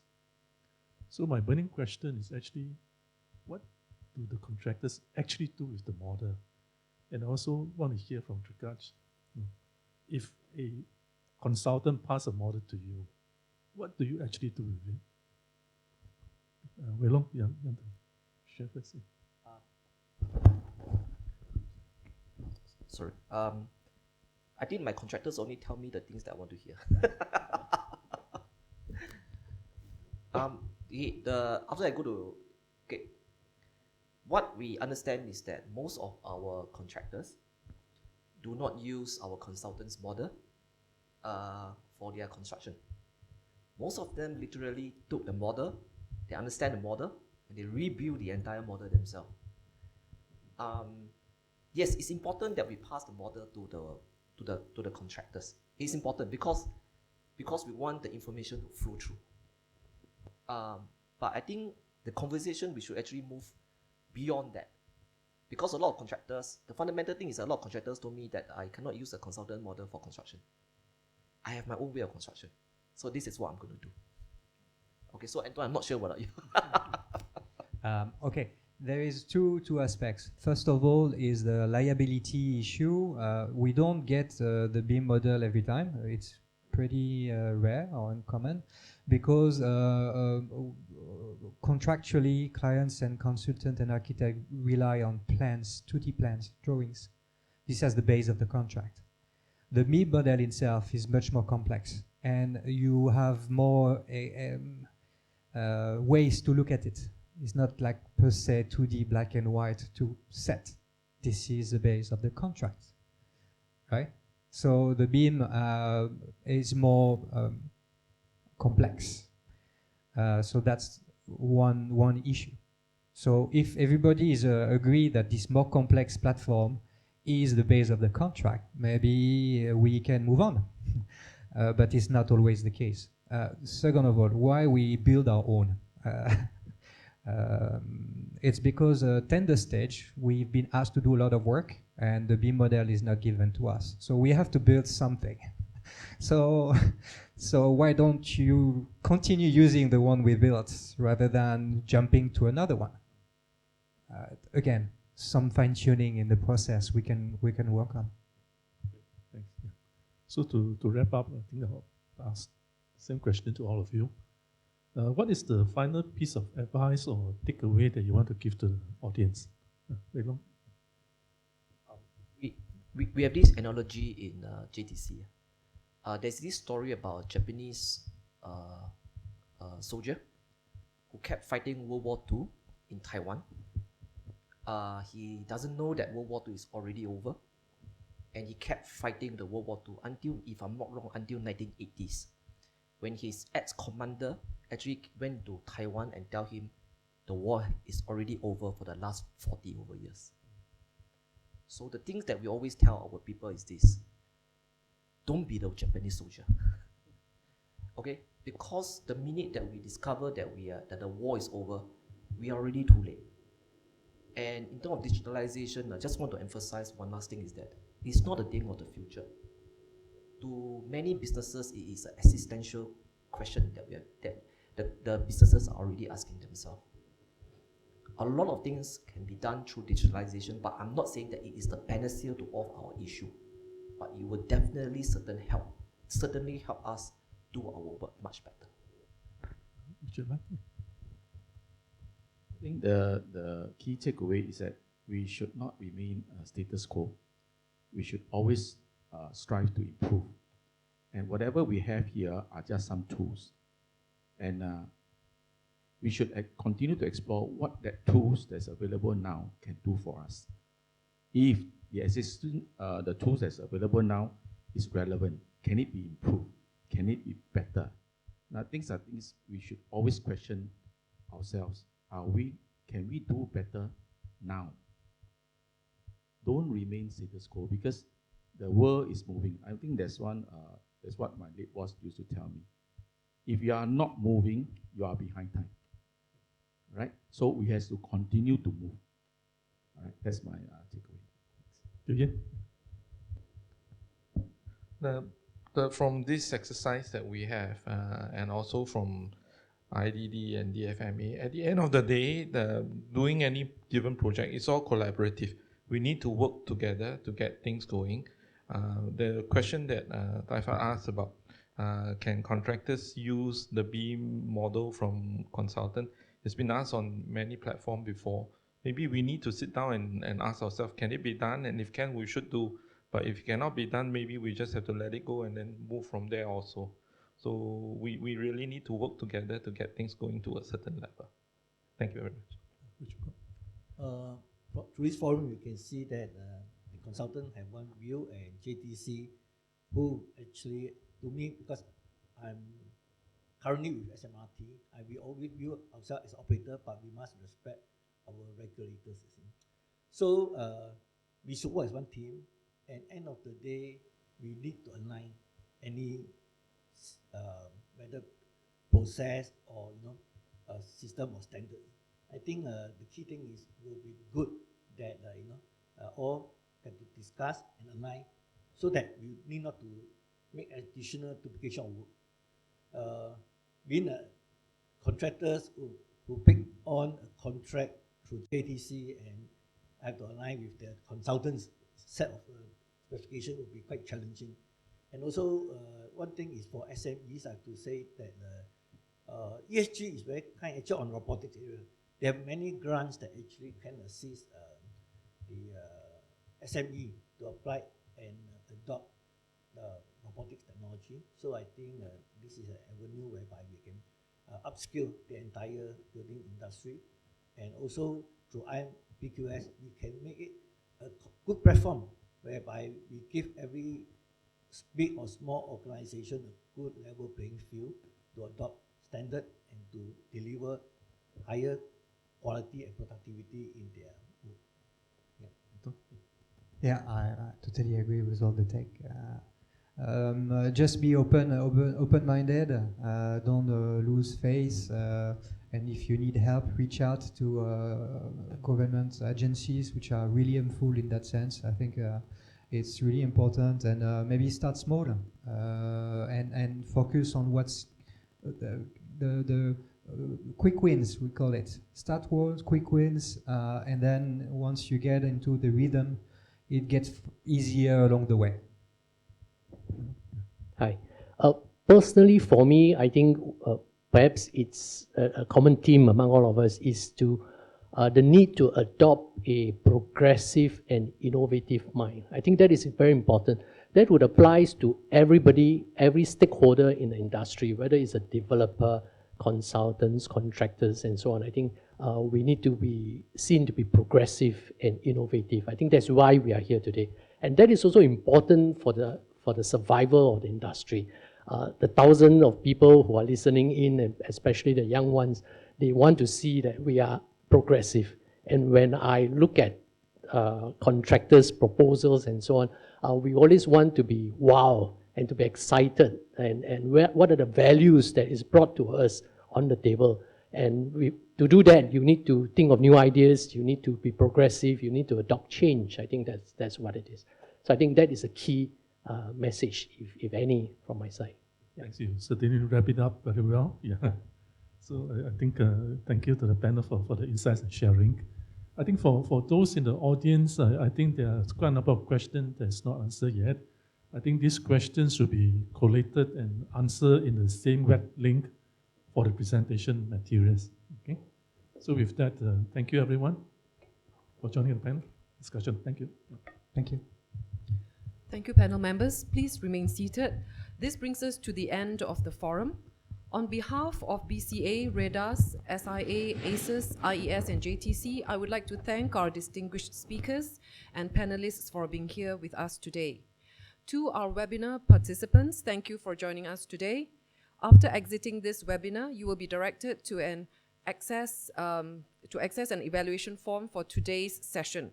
Once you submit your survey, you will be able to download the speaker's presentation materials via the website as shown. Thank you and have a pleasant afternoon.